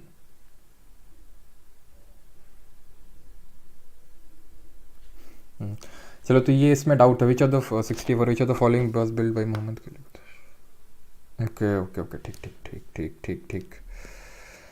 तुम लोगों ने आई थिंक बोला भी होगा ना, याकूत ऑफ दाबुल, और रूलर था not Quli Qutub Shah, he was Adil Shah, ठीक है, sorry for that, Mohammad Adil Shah, ठीक है, मोहम्मद आदिल शाह था जिसने कि गोल गुम्बद बनवाया था। कुली कुतुब शाह की बात हो रही ना, तो इसका आंसर होगा चार मीनार, जो कि हैदराबाद में, ऑप्शन नंबर सी। हम लोग देख भी तो चुके हैं ये पहले, ठीक है, ऑल राइट, ठीक।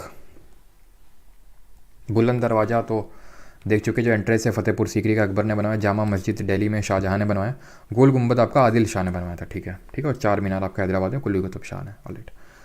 चलो भाई, अब हम लोग कल देखेंगे मराठा के बारे में, ठीक है, तो कल आएंगे हमारे मराठास, और हमारे कल है मेडिवल हिस्ट्री का लास्ट लेक्चर होगा, ठीक है। Tomorrow will be the last lecture of medieval history. और किसी का कोई ख्वाहिश हो तो बता दें। आज पनीर बनेगा, मतलब घुमा फिरा के पनीर, क्या है भाई, पनीर है, नेचुरल रबर है वो। Hello sir, we love you, thank you Priyanshu ji, same to you. Thank you Sonu, Shivangi, Swarnil Sarkar. अच्छा, मैंने देखा है यहाँ पे वेस्ट बंगाल के काफ़ी लोग हैं, काफ़ी लोग हैं वेस्ट बंगाल के, चुनाव ना लड़ जाए समझ रहे हैं वेस्ट बंगाल से। सर, उनको जिंदा पीर क्यों बोलते थे? मैंने बताया तो, जिंदा पीर इसलिए बोलते थे क्योंकि वो बंदा मतलब बहुत ही सिंपल लाइफ रहता था और हाई थिंकिंग था उसका, इसलिए ऐसा बोला था। बाकी किसने बोला ये मुझे पता नहीं चला, क्योंकि उसकी हरकतें तो मतलब पीर वाली थी नहीं, है ना। डिस्कार्ड मत करना आज, मतलब हाँ, डिस्कार्ड नहीं किया आज, तो सेव हो गया है, है ना।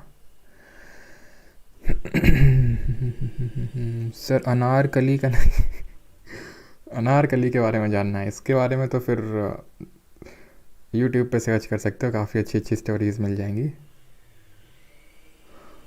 धन्यवाद आरती जी, अनुराग जी, सिमरन, बादल, अभिजीत। सर, क्लास के नोट्स बस हो जाएंगे ना कि नोट्स बनाने पड़ेंगे? वो आप पे डिपेंड करता है अभिजीत जी, अगर आपको लगता है कि आप बनाना चाहते हैं तो बना सकते हैं। आई वुड प्रेफर कि अगर आपके पास टाइम है तो बना लीजिए, that would be better at the time of revision. नहीं टाइम है देन आप, इसी वजह से मैं नोट्स प्रोवाइड करवा रहा हूँ आपको, ठीक है, तो उससे भी कर सकते हो। कोशिश ये क्या करो। सर, आउट ऑफ कॉन्टेक्स्ट है, but arrange and love marriage में क्या बेटर है? अभी आते हैं उस पर, ठीक है। तो कोशिश ये किया करो कि, ओहो, वीड ब्रॉड ब्रॉडकास्ट ने भी 100 रुपये भेजे, क्या मतलब, आज ही क्या एकदम अमीर बना दोगे क्या? हैं? इतना पैसा हम कहाँ रखेंगे? तो भाई पैसा वैसा मत भेजा करो, ठीक है। कुछ बात रखनी है तो मतलब इसे हम लास्ट में रहते हैं, पैसा भेजने की ज़रूरत नहीं है। ऐसा नहीं कि पैसे से हमको प्रेम नहीं है, प्रेम तो है, लेकिन होता ये है कि ये लोग काट लेते हैं यूट्यूब वाले। चलो खैर, तो मतलब भेज दिया करो, क्यों फालतू में। हाँ, अगर ज़्यादा वो है तो फिर भेज सकते हैं, ऐसा कोई दिक्कत वाली बात नहीं। चलिए, तो क्या बोल रहा था मैं, तो कोशिश ये क्या करो कि नोट्स अगर आप खुद के बना सकते हो और उसका रिवीजन कर सकते हो, that would be very better, ठीक है। और हाँ, कि मतलब बाद में नोट्स को डाउनलोड किया करो, जैसे कि नोट्स आपके अपलोड हो जाते हैं तुरंत, बट मैं कोशिश करूँगा, मतलब आप कोशिश किया करो कि अगर आप प्रिंट आउट निकलवाते हो तो जो सुबह 10 बजे के बाद, बिकॉज हम थोड़ा सा उस पर क्या ना, उसको एक बार फिर से सारी चीज़ें चेक करके के उसको फिर से री अपलोड करते हैं, तो 10 बजे के बाद अगर आप कर लेंगे तो ज़्यादा सही रहेगा, ठीक है। बाकी तो ठीक है।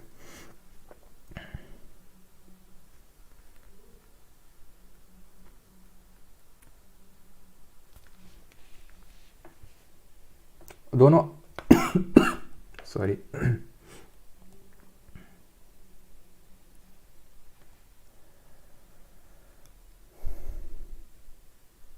सर नहीं, वही अहमद शाह अब्दाली था वो, एक्चुअल में जो नादिर शाह आया था ना, उसी का ही एक बोल सकते हैं जनरल था वो, अहमद शाह अब्दाली, ठीक है। किसका? नादिर शाह का। आज तो party 125। Thank you Simran Chaudhary, Somnath, WP Bengal PCS के लिए रेलेवेंट है। बिल्कुल रेलेवेंट है, क्यों नहीं। आप पिछला वाला पेपर उठा के देखो। सर आपकी एज क्या, सर्दियों में सुबह जल्दी कैसे उठें? जल्दी उठने के लिए पता है क्या है? रजाई हटाओ, ठीक है, और अपना पहला कदम ज़मीन पे रखो, बस।